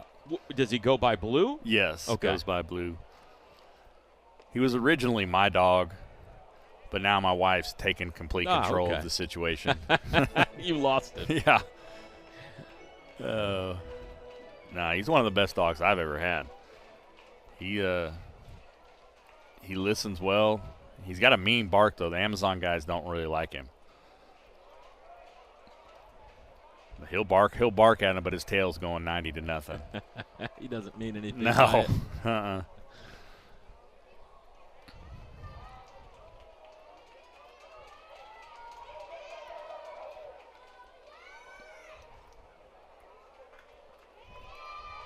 Well, I'm a fan of Bark the Park. I would make it every day if it was up to me.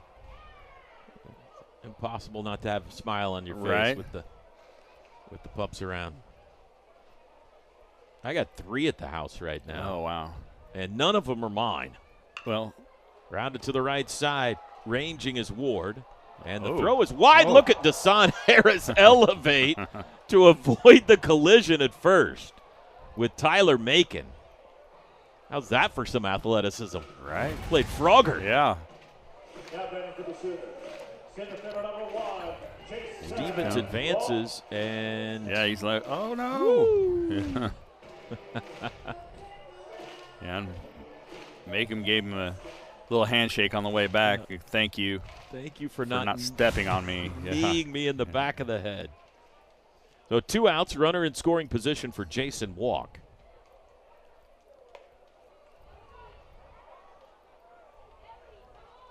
Walk has singled, a bunt single, and a walk today. He's also popped out. 8-0 Sooners here in the bottom of the 5th. Way outside. Caden Drew, by the way, the lefty now on. Grad student from Scottsdale, Arizona. Paradise Valley Community College product. 4th pitcher of the day for Missouri. Columbia and Scottsdale, 2 totally different worlds. That's right.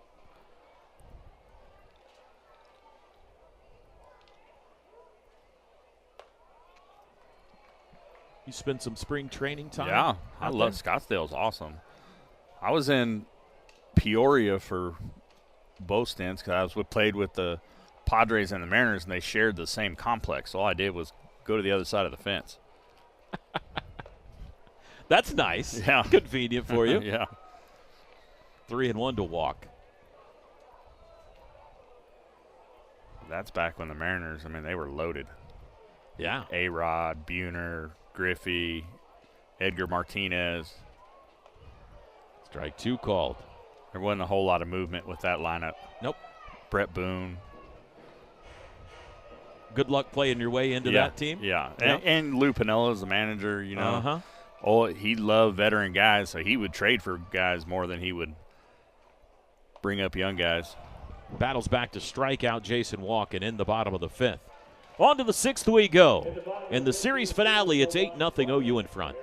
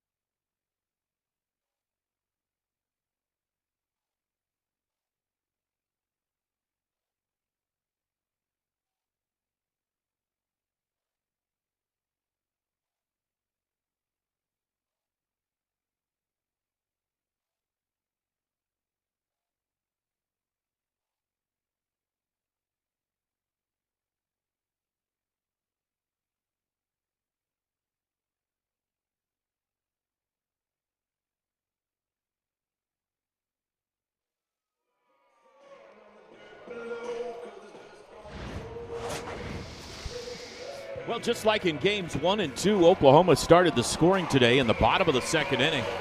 Brendan Brock hit the first pitch of the inning over the right field wall, and they were off and running from there. Sooners would play 4 in the 2nd. Jason Walk had the RBI bunt single. They would add 4 more than in the 4th inning. Deshaun Harris a couple of knocks today, and the big blow, a 3-run homer from Camden Johnson. 8 runs, 11 hits for Skip Johnson's team.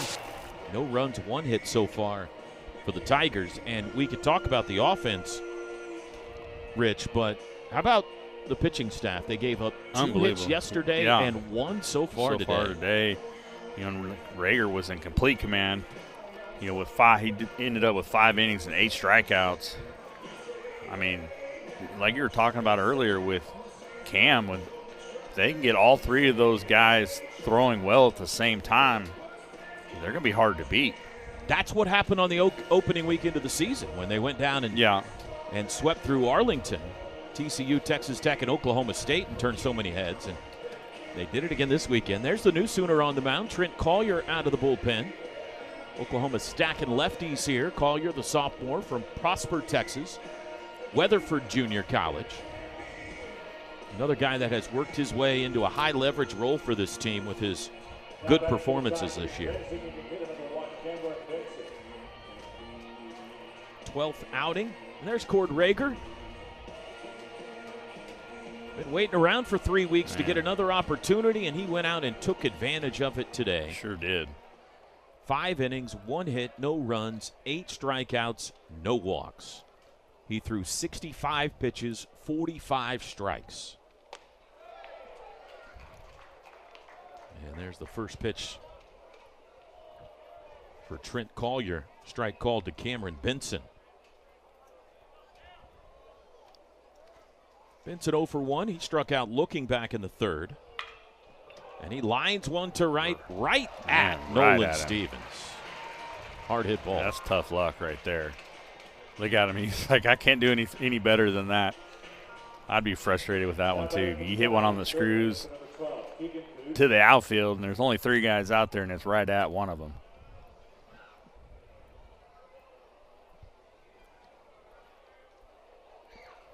Keegan Knutson.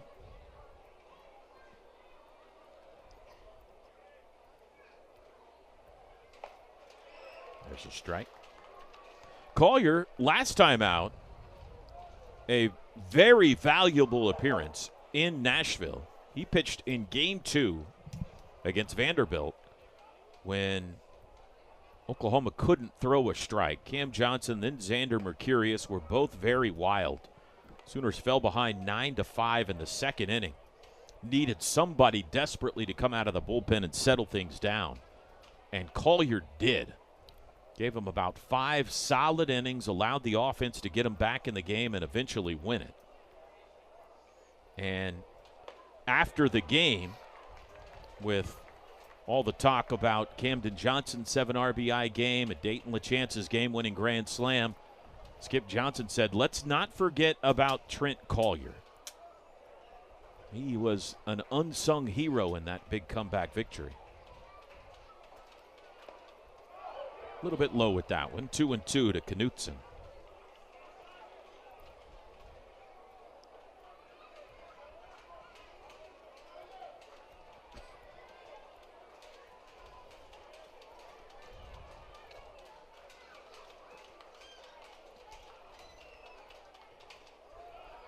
Downstairs again.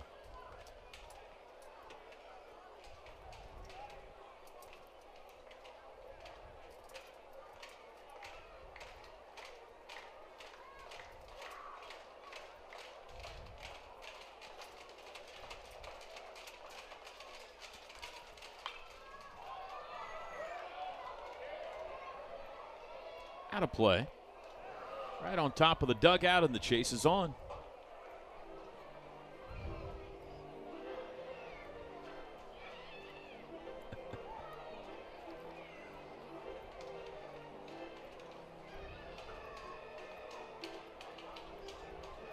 Souvenirs aplenty.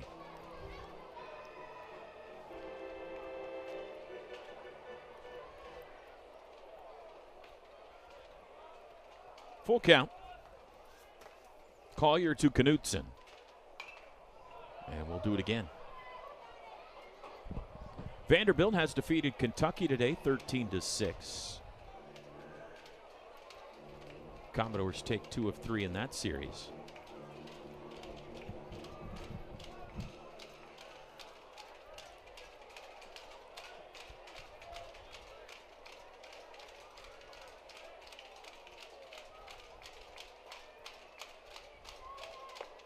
Got him. Looking. Frozen. Just fastball in, frozen. First strikeout for Collier.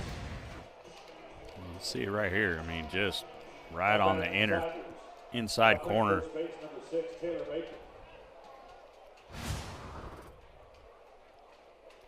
It's always interesting how a college baseball season unfolds.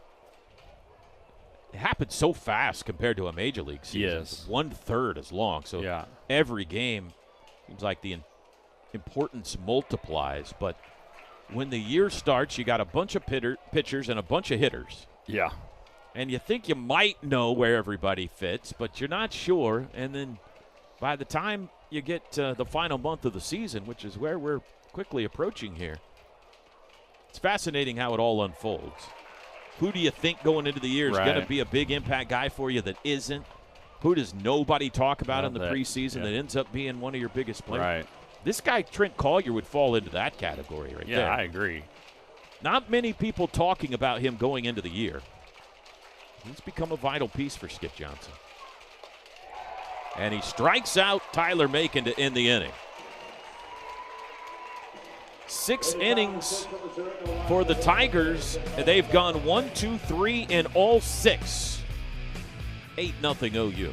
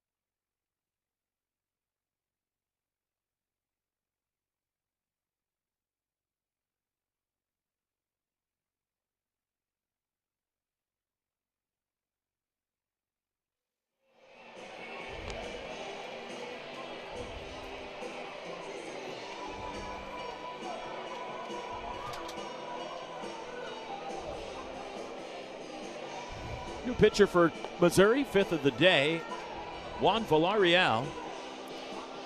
Big lefty, 6'6", 220 out of Panama City.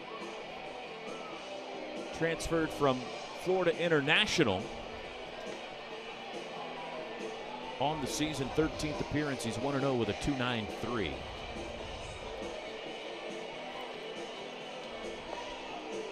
And Juan Villarreal looks more like the SEC relievers we were talking about last inning. 6'6", 220, big boy. Yeah.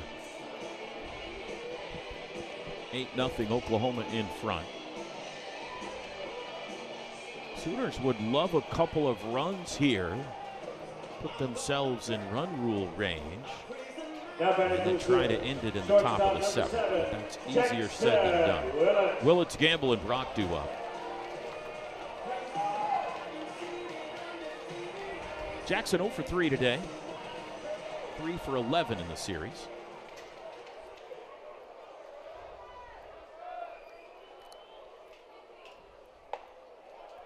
And a strike.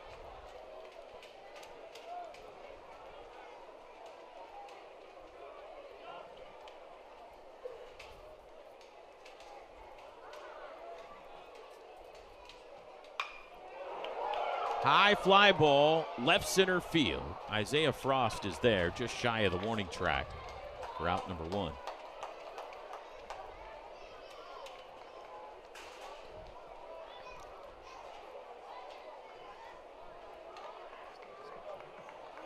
Pitch hitter now for Oklahoma, batting for Trey Gamble. This is Miles Davis.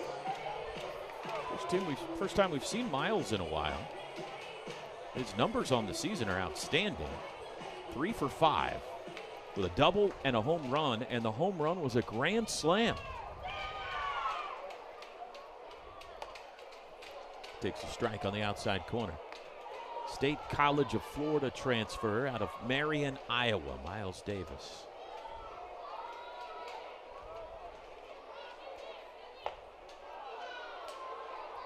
Oh, 0-2.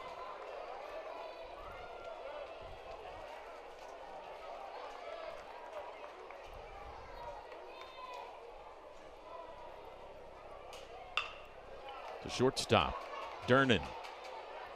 2 outs. How about these numbers, Rich? The Sooner starters this weekend: L.J. Mercurius, Cam Johnson, Cord Rager. A combined 16 1/3 innings. They allowed 3 runs, 22 strikeouts, and 1 walk. Wow. Yeah, that's impressive. And the 3 runs were all allowed by LJ right back on Friday. Cam Johnson did not allow one. Cord Rager did not allow one. But a combined 22 strikeouts and 1 walk. Wow. Yeah, that'll get it done. Especially when your offense is putting up some runs. Brendan Brock's 2 for 3. Home run and a single. He has scored a couple of runs today.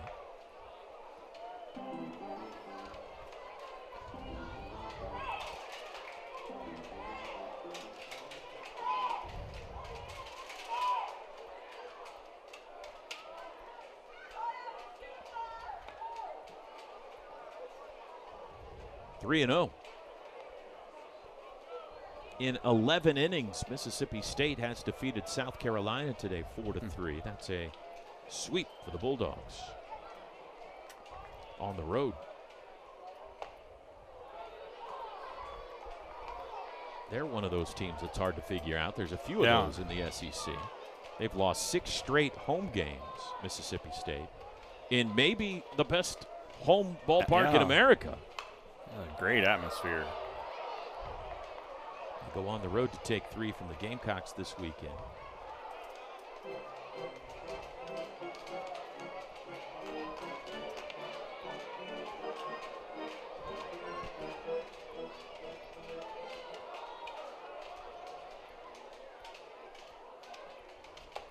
That's a walk.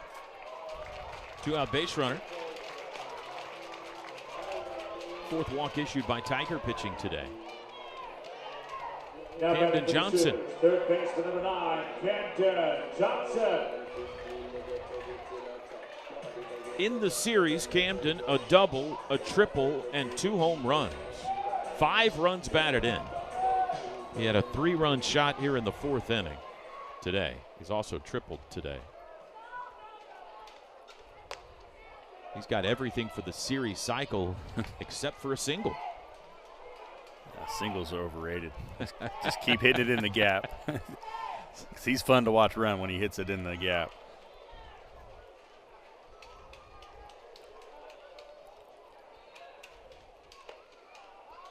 Leaves the breaking ball upstairs. This was in the 4th. Yeah, got a curveball. Got a curveball and leaned on it.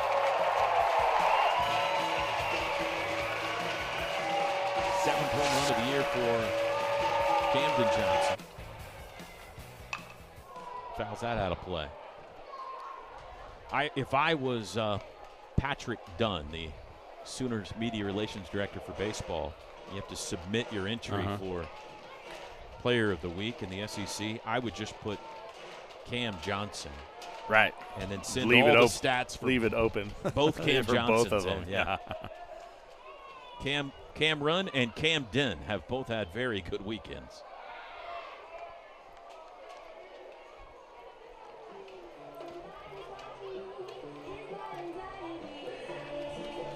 Cam Den did not get to play in Bedlam on Tuesday night up in Tulsa. He was sick. A stomach bug went through the team. There were 4 of them that did not make the trip up there, including Drew Dickerson.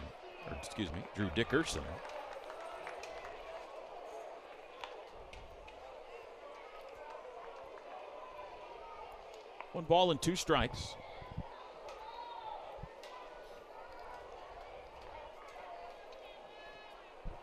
Five of Camden's 7 home runs on the year have been hit in league play.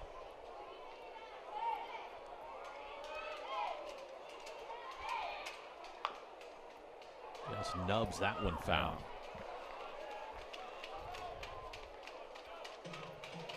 Texas A&M has swept LSU in Baton Rouge. And the panic button is looking for another panic button to push down on the bayou right. for the defending national champs. It is going south in a hurry. Struck him out, and that ends the inning. Sooner strand a man. On to the 7th we go here in the finale. 8-0 OU. No hits, no errors, and 1 run alone.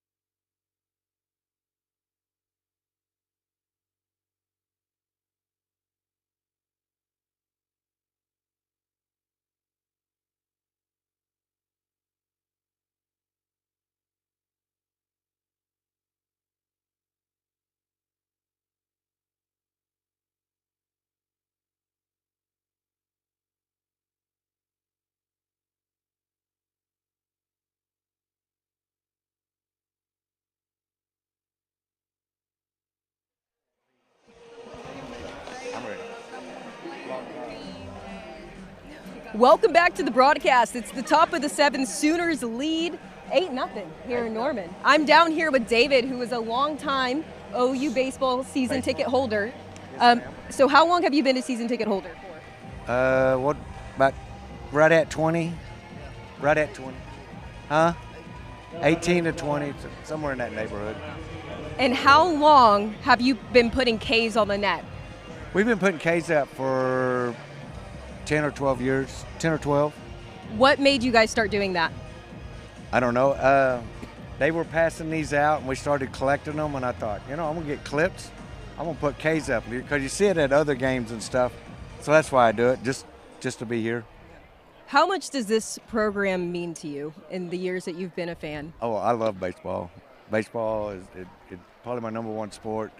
And I love getting to know the parents and the kids. It's great. Richard's been with us. We've been season ticket holders for a while. So, Richard, did you and David get your season tickets at the same time? No, I had mine first. I was sitting about 2 seats behind. And these seats, long-time season ticket holder, finally gave them up. And between Dave and I and one other, we snatched them up. I mean, just in a heartbeat. And we've been sitting down here now 16 years, and I think it's 16 in these seats right here. So did you guys meet through OU baseball, or did you guys previously know each other? Pretty much baseball. Baseball. Without a doubt, baseball. Yeah. Oh, yeah. It's been great. We've met great friendship. We made a lot of friends out here in the 17, 18 years we've been here. Love it. Love it. So what's your favorite memory in this ballpark? Well, okay. We were sitting out here on a Sunday, and it was about 30 degrees, and we were. Way to go! Way to go, Jaywalk. No, he didn't make it. Okay.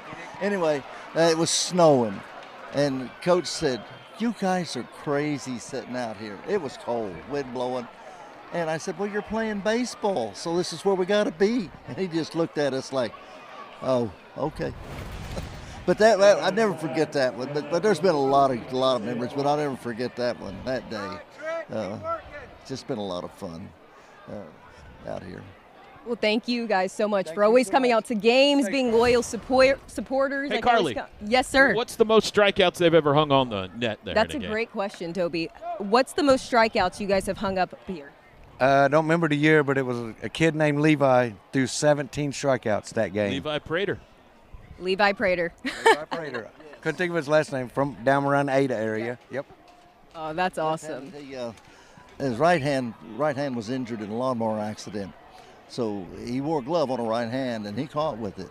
But his right hand was injured. It didn't affect his pitching. Boy could pitch. He was great. Thank you, Carly. Thanks, guys. Great job that day. He was. Remember, we've got a picture of us with him and his parents behind the 17 strikeouts. It was an awesome game. Well, that's incredible. Thank you, Richard. Thank you, David. Toby. Thank you, Carly. Thank you. 17. Levi Prater. Yeah. Great pitcher. Yes. A bulldog on the mound. And I remember well that 17 strikeout. Dad had forgotten about it till they just reminded us. Cam Durnan, the solo home run for Missouri, has them on the board. Jason Walk made a good effort after it in center field, but couldn't get there. And the quest for back-to-back shutouts is gone. Isaiah Frost. He's 0 for 1. He came into play or to bat in Jace Woita's spot in the 4th inning. We have not received word on why, and certainly hoping nothing is wrong with Woita.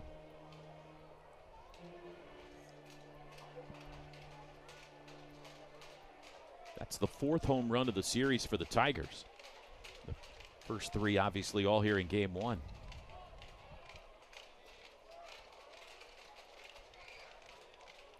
One ball and 2 strikes to Frost.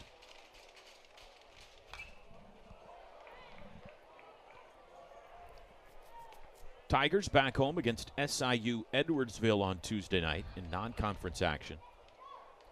And then they will host their border rivals, the Arkansas Razorbacks, next weekend in Columbia.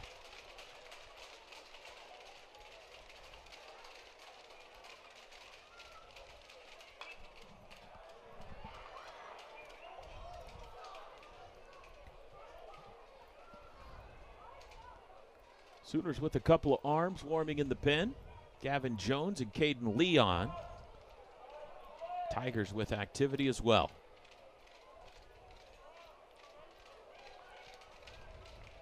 Eighth pitch of this at-bat coming. Another 1-2.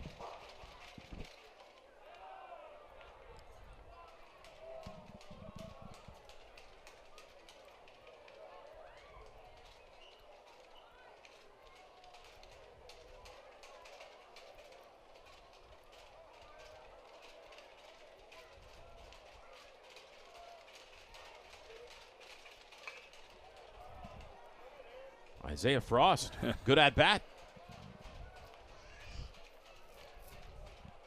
He's going to see double-digit pitches. Yeah.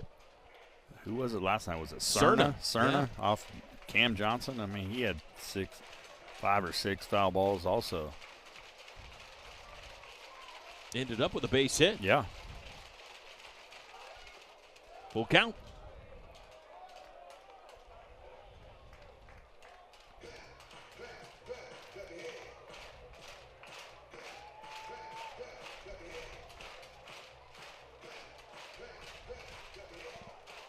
Perfect day. Yeah, amazing weather. Here's the payoff to Frost. And he wins the battle just like Cerna. Yeah. After a lengthy at-bat, Frost laces a single to left. Back-to-back hits for the Tigers. Now batting for the Tigers, the catcher number 8, Mateo Cerna. Good piece of hitting. Yeah, here. for sure. Like you said, after double-digit pitches, he wins it, just lines it out to left field. Speaking of Cerna, he'll be the batter, but he'll face a different pitcher. Skip Johnson headed to the mound, and he's going to make a change. We'll step aside. Sooners go into the bullpen, up 8-1.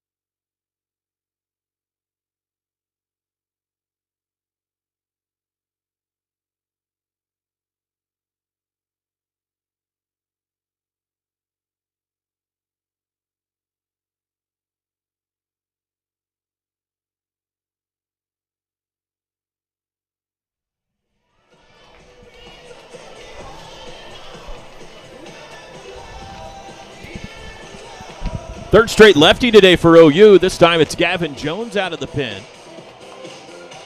Junior from White Oak, Texas, McLennan Junior College product. See his numbers there, 15 strikeouts, 10 walks on the year.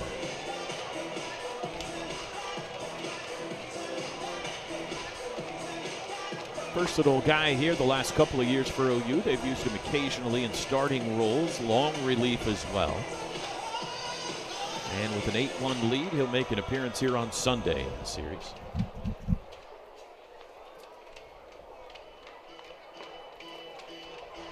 Tigers have scored. Cam Durnan homered here in the 7th after a lengthy Isaiah Frost at bat and base hit. Oklahoma goes to the bullpen, and he'll face catcher Mateo Serna, who's 0 for 2 with a couple of ground outs. Tigers trying to scratch together a rally in the late innings.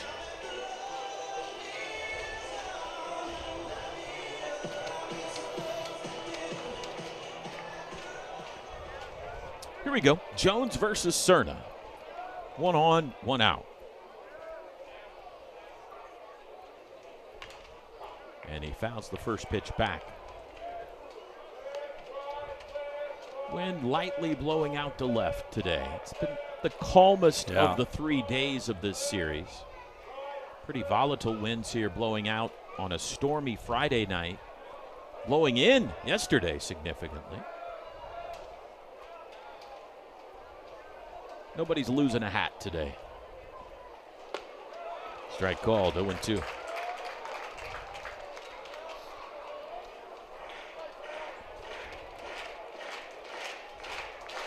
A day here in the state of Oklahoma of remembrance.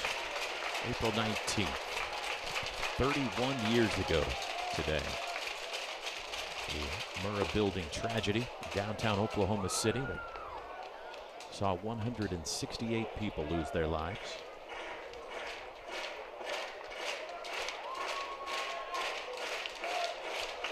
Both teams had a moment of silence before today's game.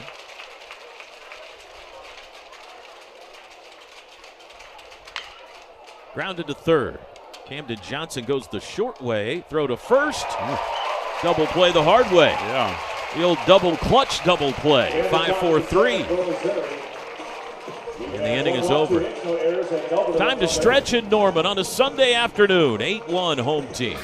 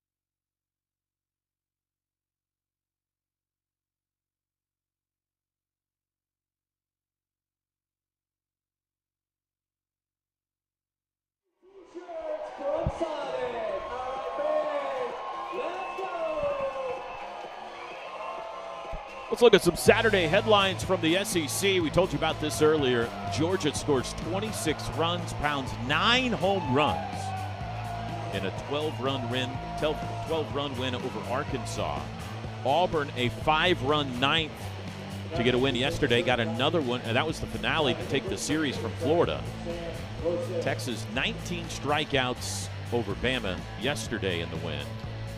Alabama comes back today and beats Texas 2-1 to prevent a sweep in that series. Here, Oklahoma looking to get the brooms out. They won 9-6 in Game 1 Friday, 4-0 in Game 2 yesterday, and leading 8-1 today. And they'll face another Tiger reliever now. Sam Rosand, freshman, 6'2", 230 from Washington, D.C.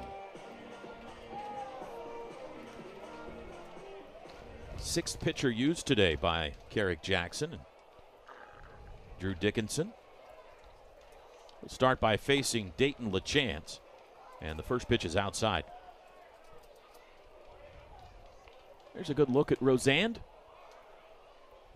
14th appearance, 1-3 with a 4.94. Good strikeout to walk ratio. 24 strikeouts, only 7 walks. Got one at the knees there, 1-1.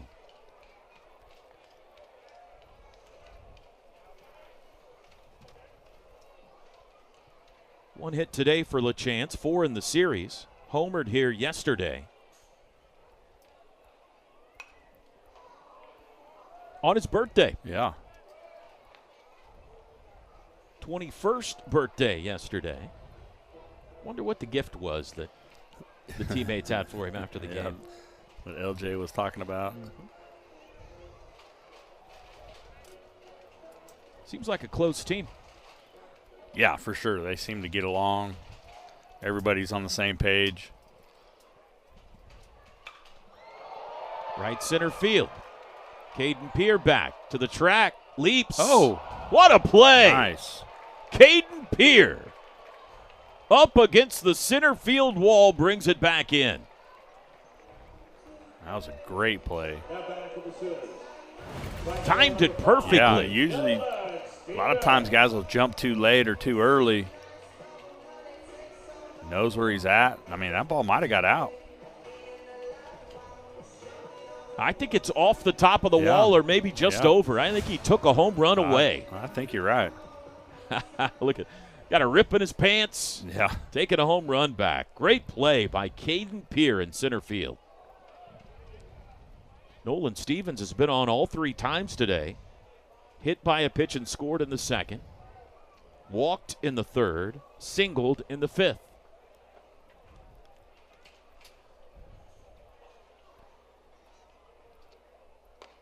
After going the first almost 2/3 of the season without a home run, I think Dayton LaChance has found the home run stroke. 3 home runs in the last 6 games, and he almost got another one there.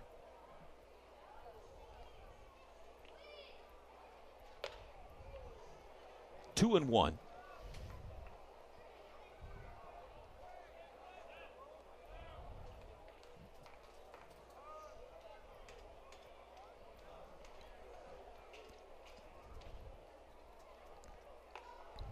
Just outside.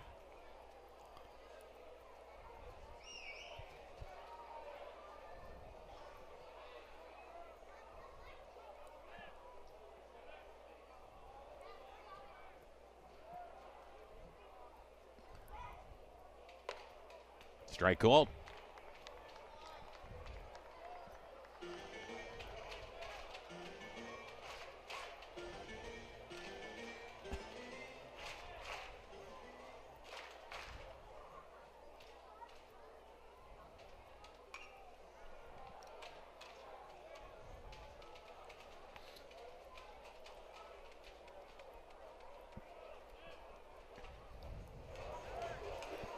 Skip Johnson's team, 33 wins in the regular season last year. If they could finish this one off today, that would be 27 already. Fouled back. That would be 6 off last year's pace with still 4 weekends and a couple of midweek games to go, so 14 games to play. That team was a 2 seed in Chapel Hill last year. They won 14 conference games. Sooners went 14-16 a year ago. Their first year in the SEC as Stevens goes down swinging. First strikeout for Rosand. Now batting for the Sooners, second baseman number 6.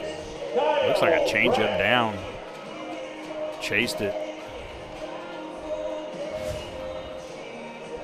Win today would make OU 10-8, so they'd be 4 wins off or away from their win total last year in the league, with still 12 conference games to play. If you're an OU fan and you're thinking about what do they got to do to get in, what do they got to do to host, it's an inexact science, but RPI right now at 16, Might bump up a notch with a win today, maybe not, but they'll right in there. I would say 13, 14 conference wins. You feel good about being in the dance. Maybe 13. Ground ball, diving stop, Knutson. And a two-hopper to first. And Missouri flashing the leather here in the bottom of the 7th. A couple of great defensive plays by Caden Peer in center and Keegan Knutson at third. We head to the 8th, 8-1 Oklahoma.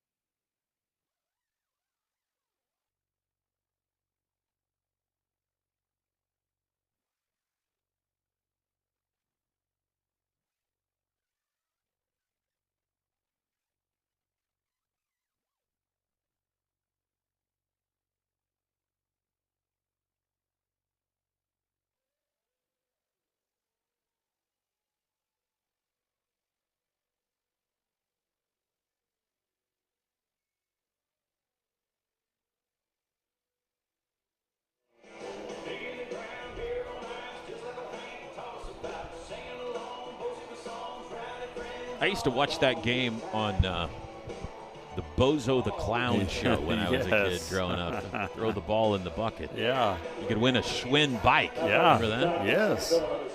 Thank you for being old enough to remember my childhood memories. Toby Rowland, Rich Hill's back with you. One of us was a national champion shortstop for the Oklahoma Sooners. I'll let you decide which that was. As we go to the 8th. So Gavin Jones on the bump. Caden Peer, the batter.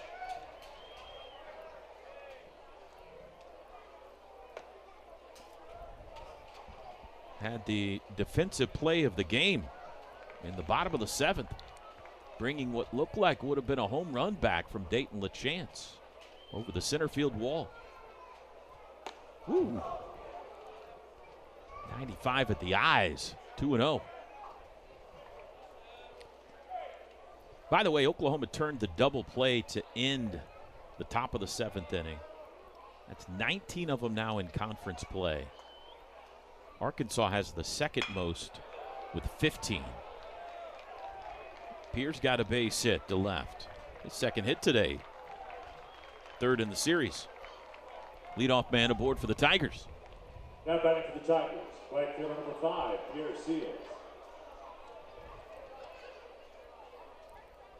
Talking about postseason before Oklahoma, before that inning ended.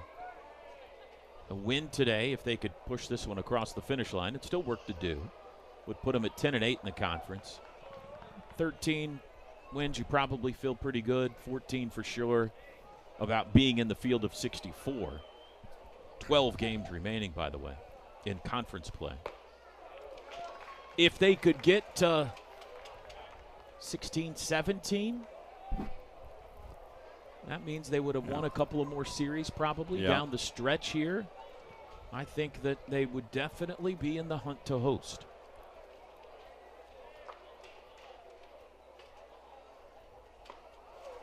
Oh, 0-2.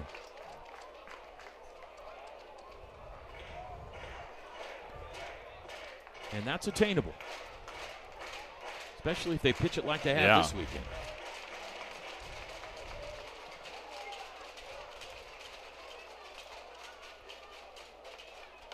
Outside.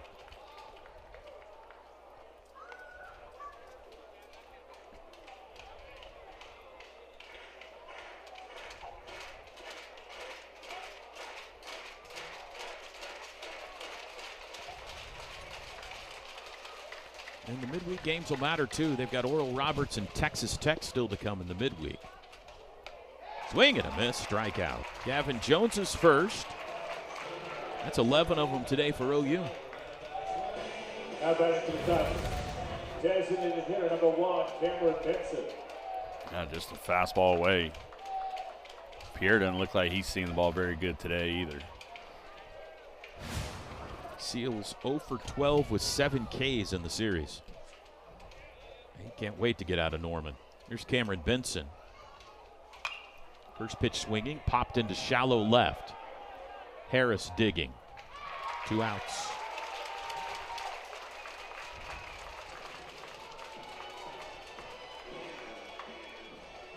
Keegan Knutson now. There's Nana and Papa. I don't know what Nana's doing. She's at everything. If you're a Sooner fan, she's at everything. On the front row of everything. Oh, you Nana.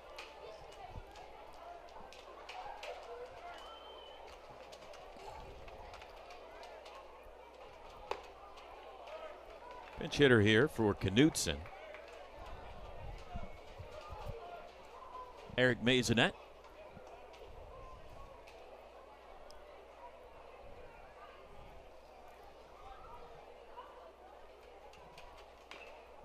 Late swing and a foul evens the count at 1-1. 183 average on the year for Maisonette.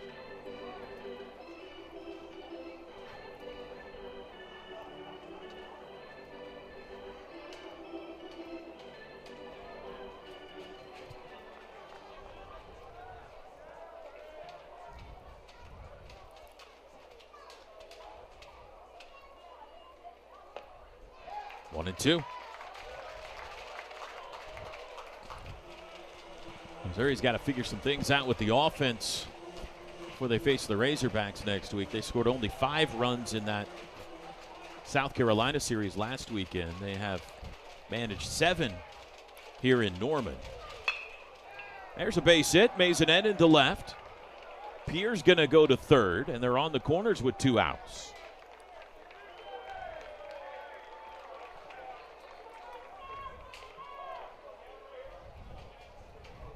2 on, 2 away for Tyler Macon. For the Tigers, first baseman number 6, Taylor Macon.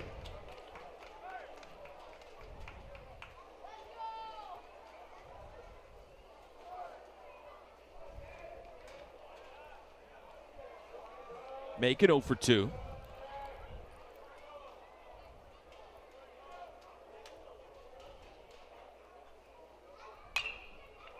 First pitch swinging. Foul territory, right side, out of play.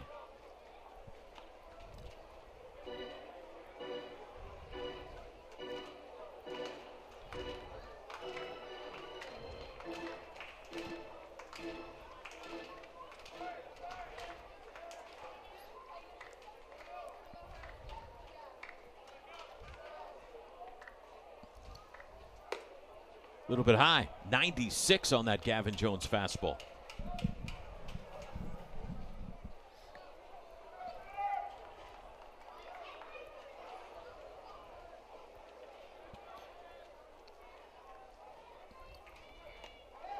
Pulled the string on that one.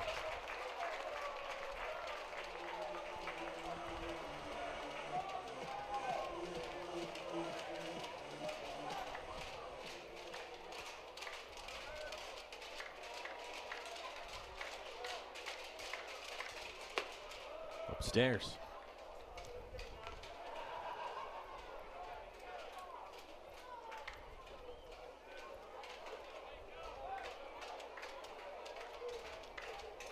First and third, 2 outs. Macon trying to tighten this game up a bit. Full count. Top of the order, Blaze Ward on deck.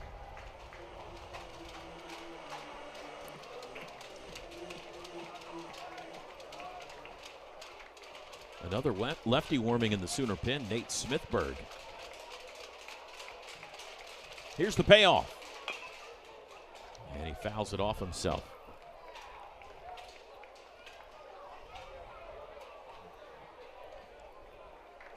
There's 54 behind the pole out there. Drop down lefty. if this inning extends, you might see him against Blaze Ward, a left-handed hitter in the on-deck circle. Those guys begging for a foul ball. And he walked him.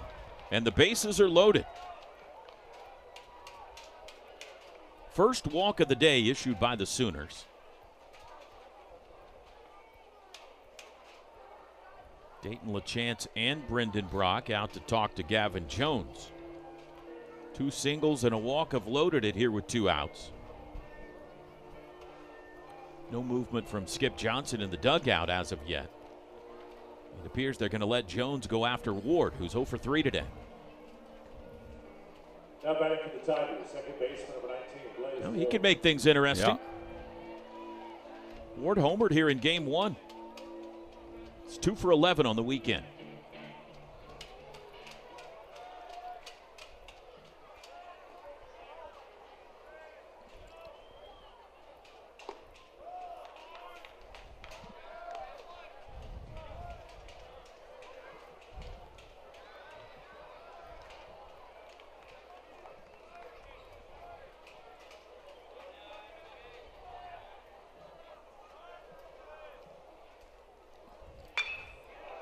Base hit left field. That'll score 2. Pierre is home. Here comes Maisonette, and it's 8-3. 2-run single for Blaze Ward.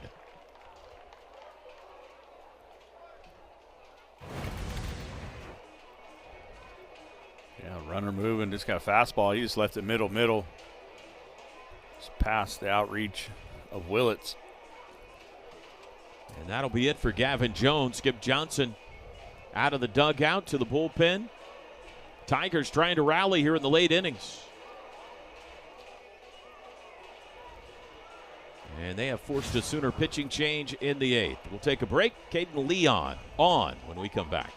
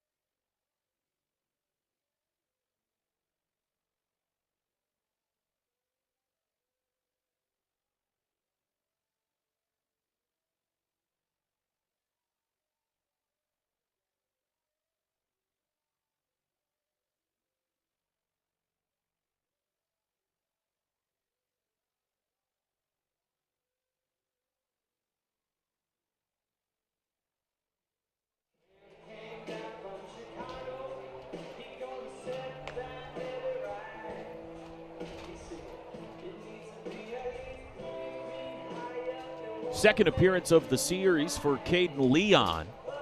Sophomore from Austin threw in Friday's game 1.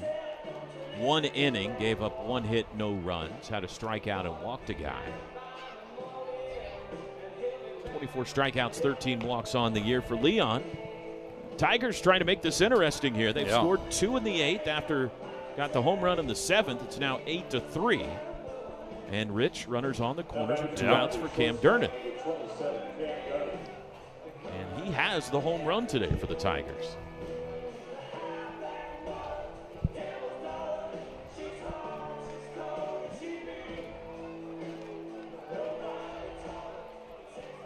Mizzou trying to make him squirm a bit here in the finale. Once down 8-0. Durnan takes a first pitch breaking ball for a strike. This was in the 7th. Durnan got into one. Yeah.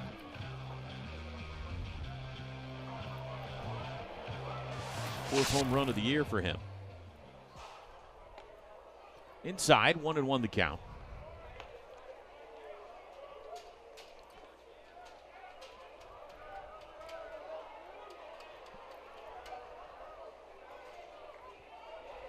Make it at third, Ward at first. Just off the outside corner with the bender, 2-1.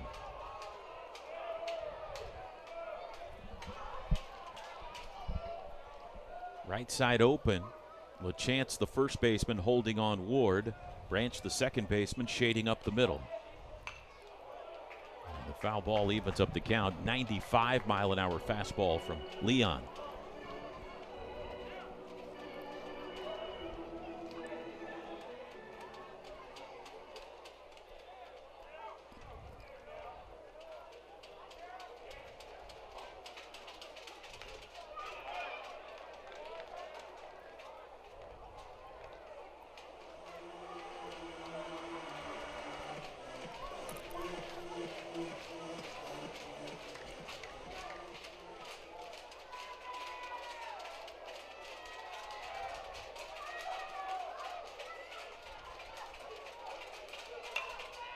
Down the right field line, into the corner, chasing Stevens. He can't make the play. It's a foul ball. He got there. Yeah, he was there.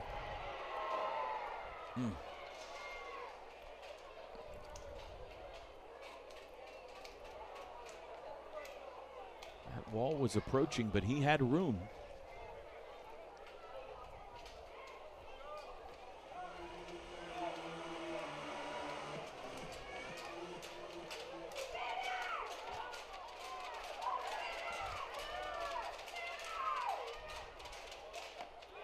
Just outside, Leon wanted it. And the count is full to Durnan. Isaiah Frost would be next. Blaze Ward will be on the move here at first base, so LaChance will move behind him. Here's the payoff. And he walked him, and the bases are loaded again. Second walk in the inning. Now batting for the Tigers, left fielder number 14, Isaiah Frost. Skip Johnson's day has gone from comfortable to irritating right about now. Isaiah Frost, the eighth batter of the eighth inning. Takes a strike.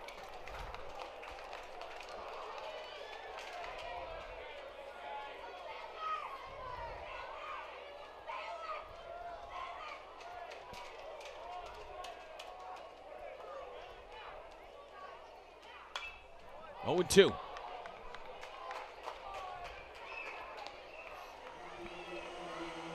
Pierce singled, Seal struck out, Benson flied out. But then Maisonette, a two-out single, making a walk. Blaze Ward, a two-run base hit. Durnan walked. 4 straight have reached. Bases loaded for Frost, who chops one to the right side. Leon will take it himself, and that'll end the inning. Tigers get 2. We go to the bottom of the 8th, now 8-3 Oklahoma.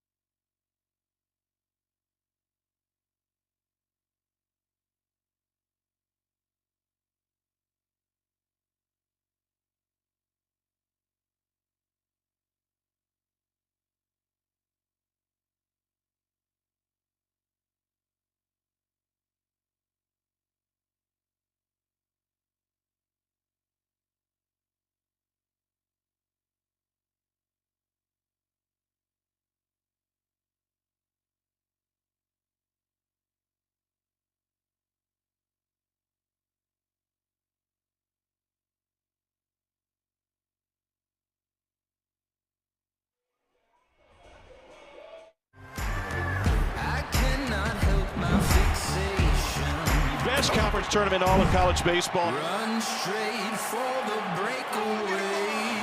Let's get to Hoover.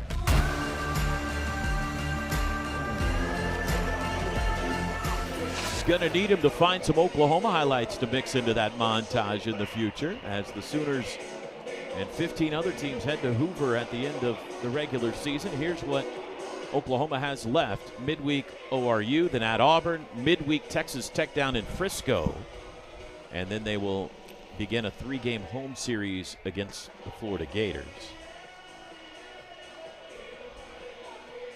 Straight ahead for the Tigers, SIU Edwardsville Tuesday, hosting Arkansas, then at Southeast Missouri State, and then they got to go face first place Georgia on the road.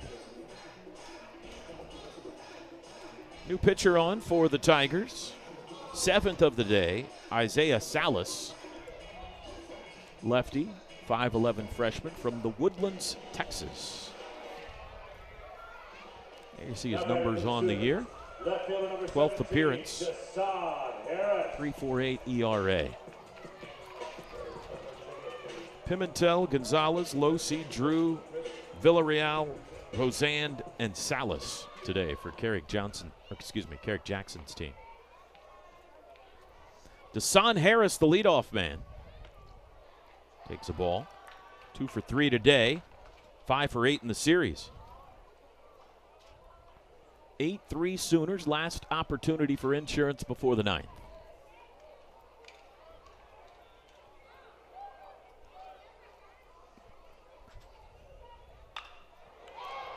And he's at it again.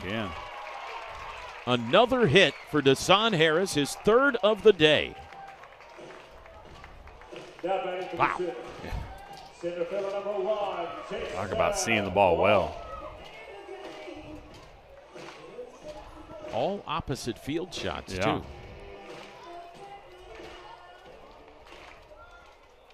Jason walked 1 for 3. Also has a walk.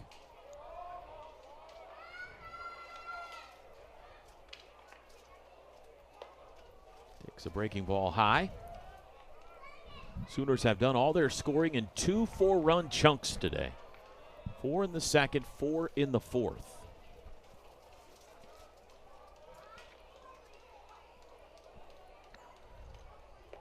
One around.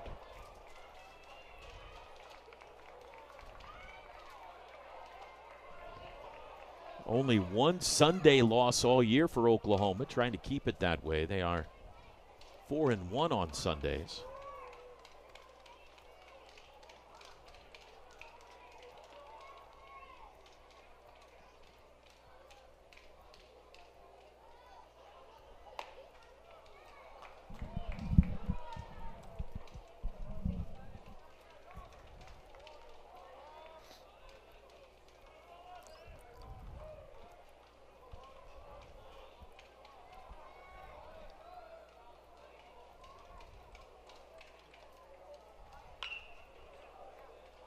Foul right over by those faces you were just looking at. 2 balls and 2 strikes.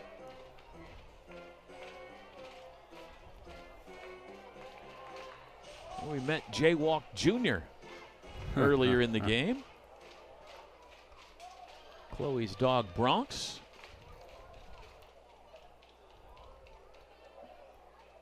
As Salas steps off. Pitch comm issue. Readjusting the hat. He's ready now.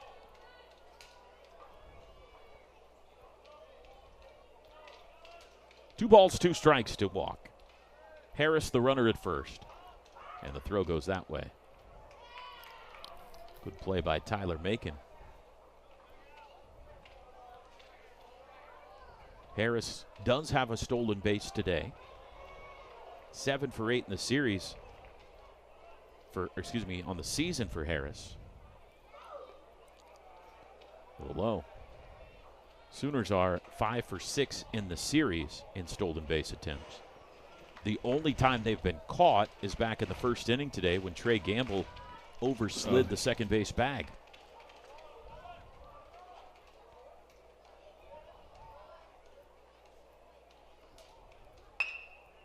This could be 2. Gonna have to be Durning quick. to Ward. And in time. Yeah, that's a tough duo Yeah. to double up, but they did it. 6-4-3. Yeah, good exchanges on the feed, quick exchange on the feed from the shortstop, and a redirect feed back to first base to get 2 speedsters. Second double play turned today by the Tigers. Jackson Willits now 0 for 4.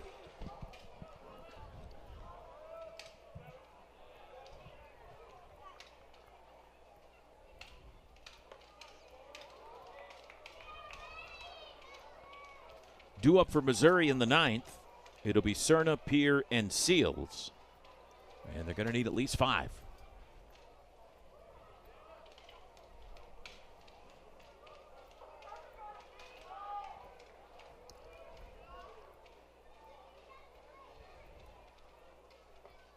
Two and 0.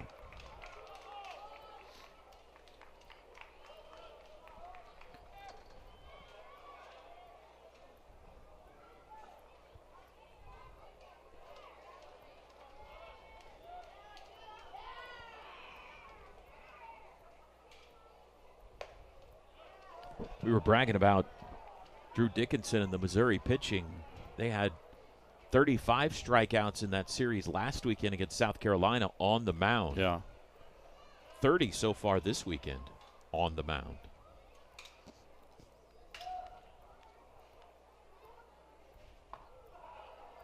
It is a drastically improved pitching situation And in I think Columbia. overall, just the way they carry themselves compared to last year. Yeah. And they were very hurt last year, Yes. to be fair. Yeah. 3-1 to Willits. And he draws a 2-out walk.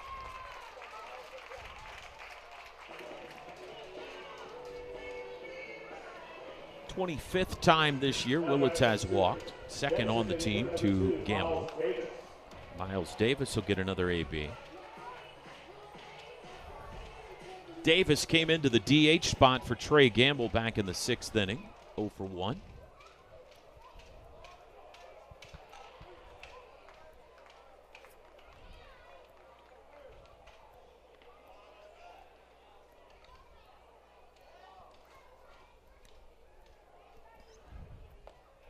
Takes a breaking ball inside.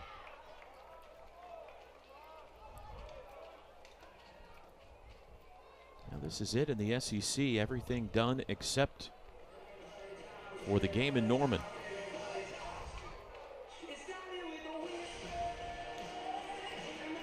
Week 6 of 10 in the league.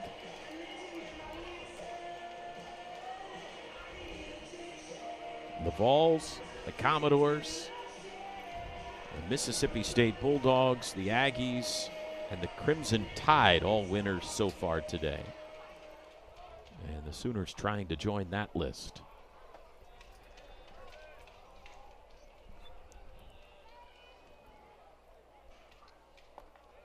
Two and 0 to Davis.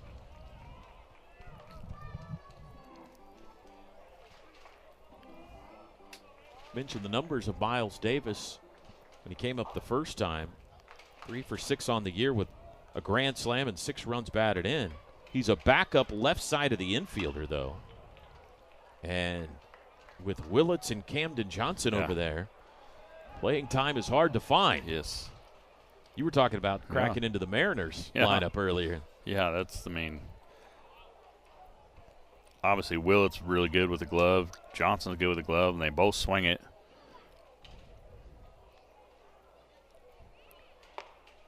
Two and 2.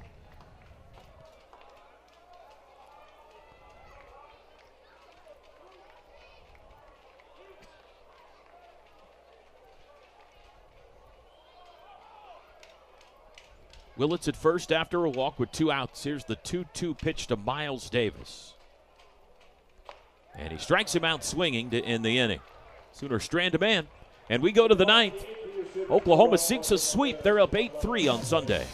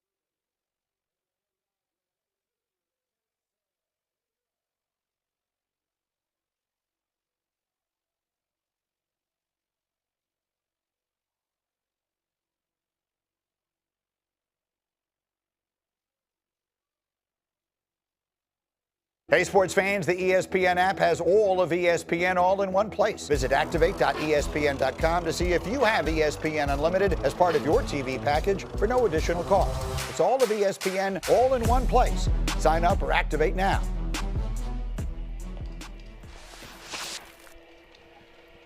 Oklahoma trying to close it out, and they go to their closer, Jackson Cleveland, here now deep into a Sunday afternoon. Second straight appearance in as many days for Cleveland. He came in to get the 9th yesterday through just 10 pitches. 2 strikeouts and a fly ball out. Number 2 in the SEC in saves, Cleveland. 6 of them on the year, 3.18 ERA. Rich, what does this guy do so well? He commands his breaking ball really well, and it's nasty. I mean, he locates a fastball, but when you can throw, 2 pitches consistently for strikes and locate really good location on your fastball, not leaving middle and working both sides of the plate, it makes it tough. Right on cue. Miami transfer, Jackson Cleveland. Mateo Cerna, the first hitter he'll face. 0 for 3 today, 3 ground ball outs. Now, there are guys on this team who throw harder than Cleveland, but he's been given the closer responsibilities and good at it. Been excellent this year, 0-2. Kind of got that bulldog mentality you like, too. It takes a little bit different mindset to come in and close games. Especially, like you said, you have to have a little bit of bulldog in you, because a lot of times when it's a save situation, you're coming in a tight spot a lot of times. This is low with the breaking ball. Cerna 2 for 9 in the series.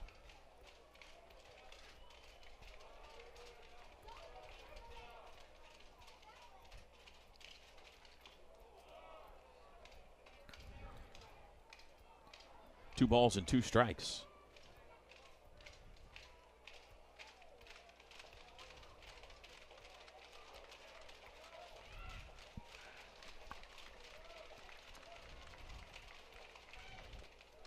All 3.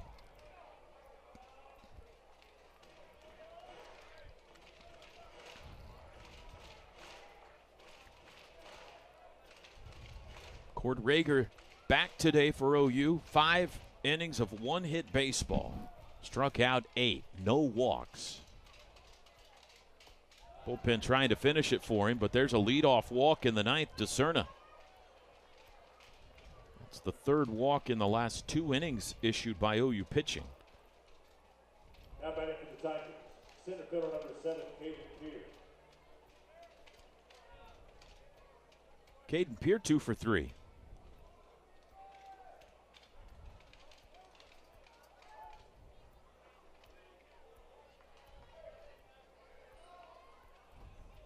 And a tremendous defensive play for Pierre in center field.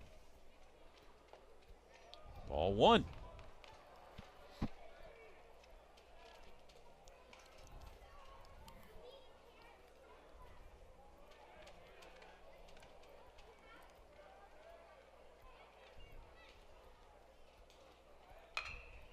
Base hit into right.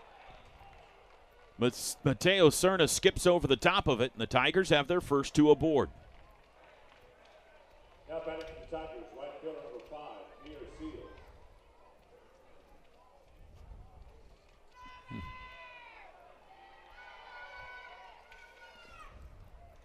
Pierre Seals.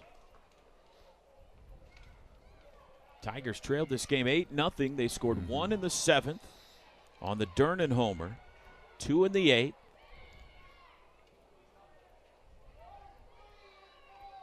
And the first 2 have reached in the 9th.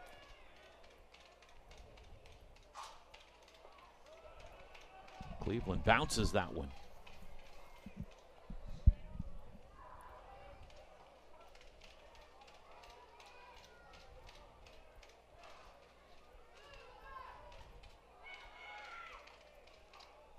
Seals 0 for 12 on the weekend.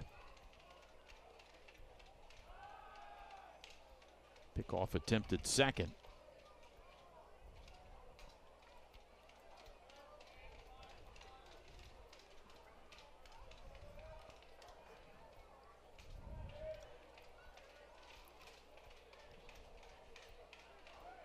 2 on, nobody out.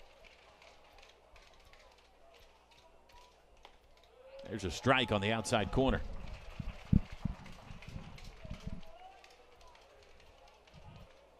Cameron Benson, the DH, in the on-deck circle.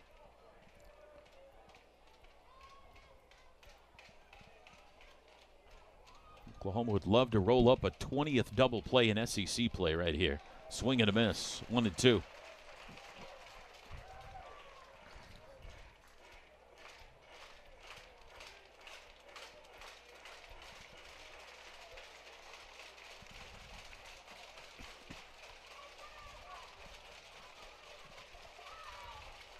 Cleveland a glance at second. Now the pitch. Little low. 2 balls and 2 strikes.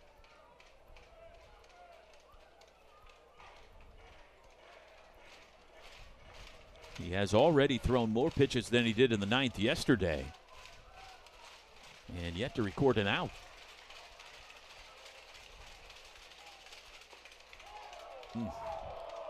Full count.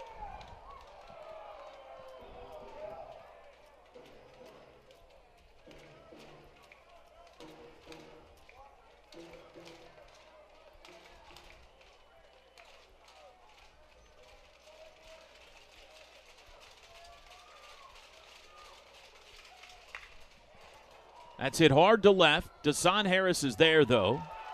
Reaches to make the catch. Runners will stay, and there's one away. Seals hit that square. Yeah, he put a charge into that one. And now the double play would end it. Cameron Benson, the hitter. 0 for 3.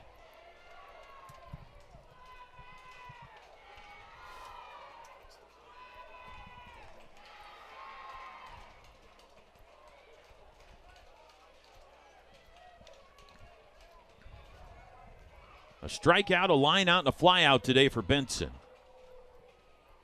A transfer from Memphis.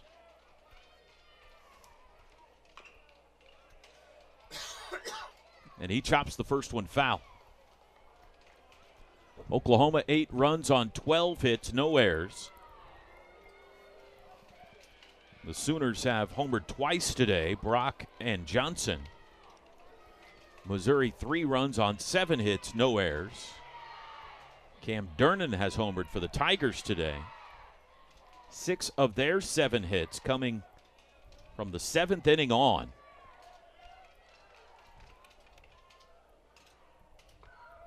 Inside. Sooner pitching, Cord Rager and Trent Collier put the Tigers down in order in the first 6 innings of this game. There was a base hit in there, but a double play on a hitter's interference wiped that off. It was 18 up, 18 down. Popped up. Cleveland doesn't see it. Camden Johnson calls him off. He's got it, and there's 2 outs. Jackson Cleveland was begging somebody to come get the baseball. Yeah. Pitchers don't take fly balls very often. And the last chance for the Tigers now. Eric Maisonette. Singleton scored first time up, which was the last inning, the 8th.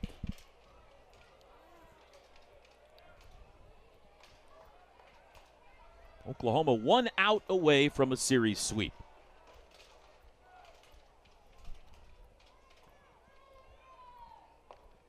Strike called.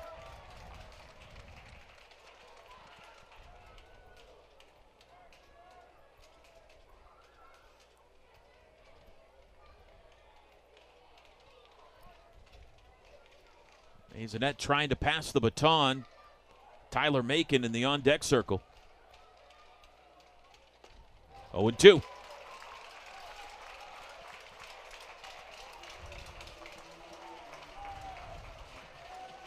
Sooner fans now sensing the finish line. Walked Cerna, Pierce singled, but then Seals flied out. Benson popped out. Here's the 0-2 to Maisonette. And that's a base hit into center field. Cerna will score, and it's 8-4. And on to third goes Caden Pierre. Down to their last strike, Eric Maisonette delivers an RBI.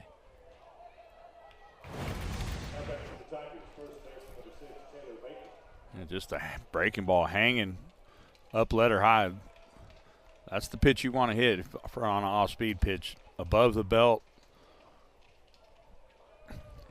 Tyler Macon, and now the tying run moves into the on-deck circle. Blaze Ward, if Macon can reach. Macon 0 for 2 with a walk today. Strike on the outside corner with that slider.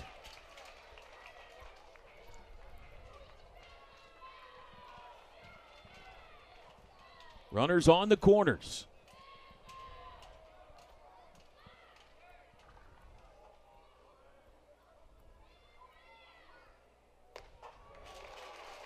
And again, Oklahoma 1 strike away. And again, the Sooner fans will stand in anticipation.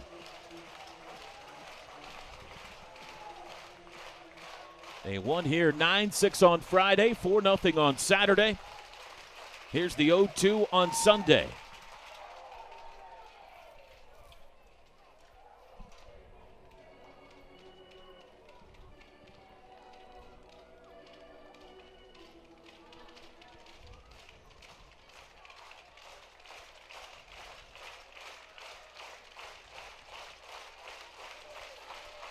Jackson Cleveland versus Tyler Macon. The pitch. Just missed.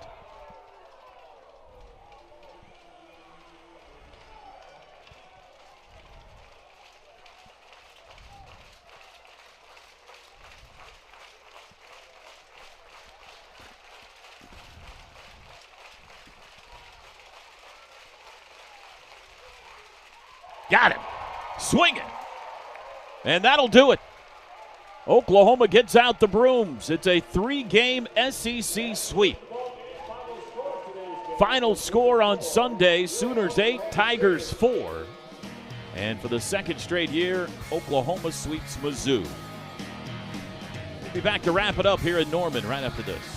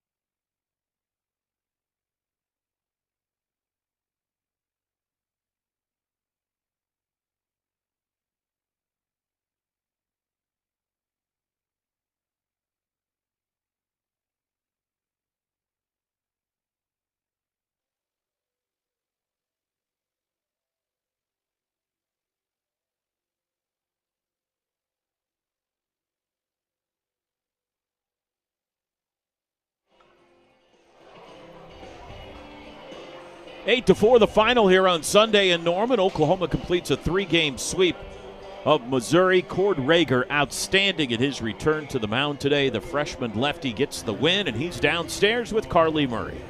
Thanks, Toby. I'm down here with Cord Rager. Cord, you were out the last 2 weeks with a tender lat, and then you come back out here and you dominate. How were you able to pound the strike zone today?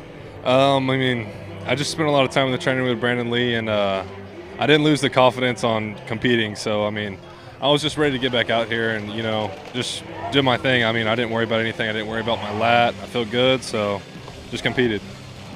Your first conference sweep of the season. What did you learn about your team this weekend?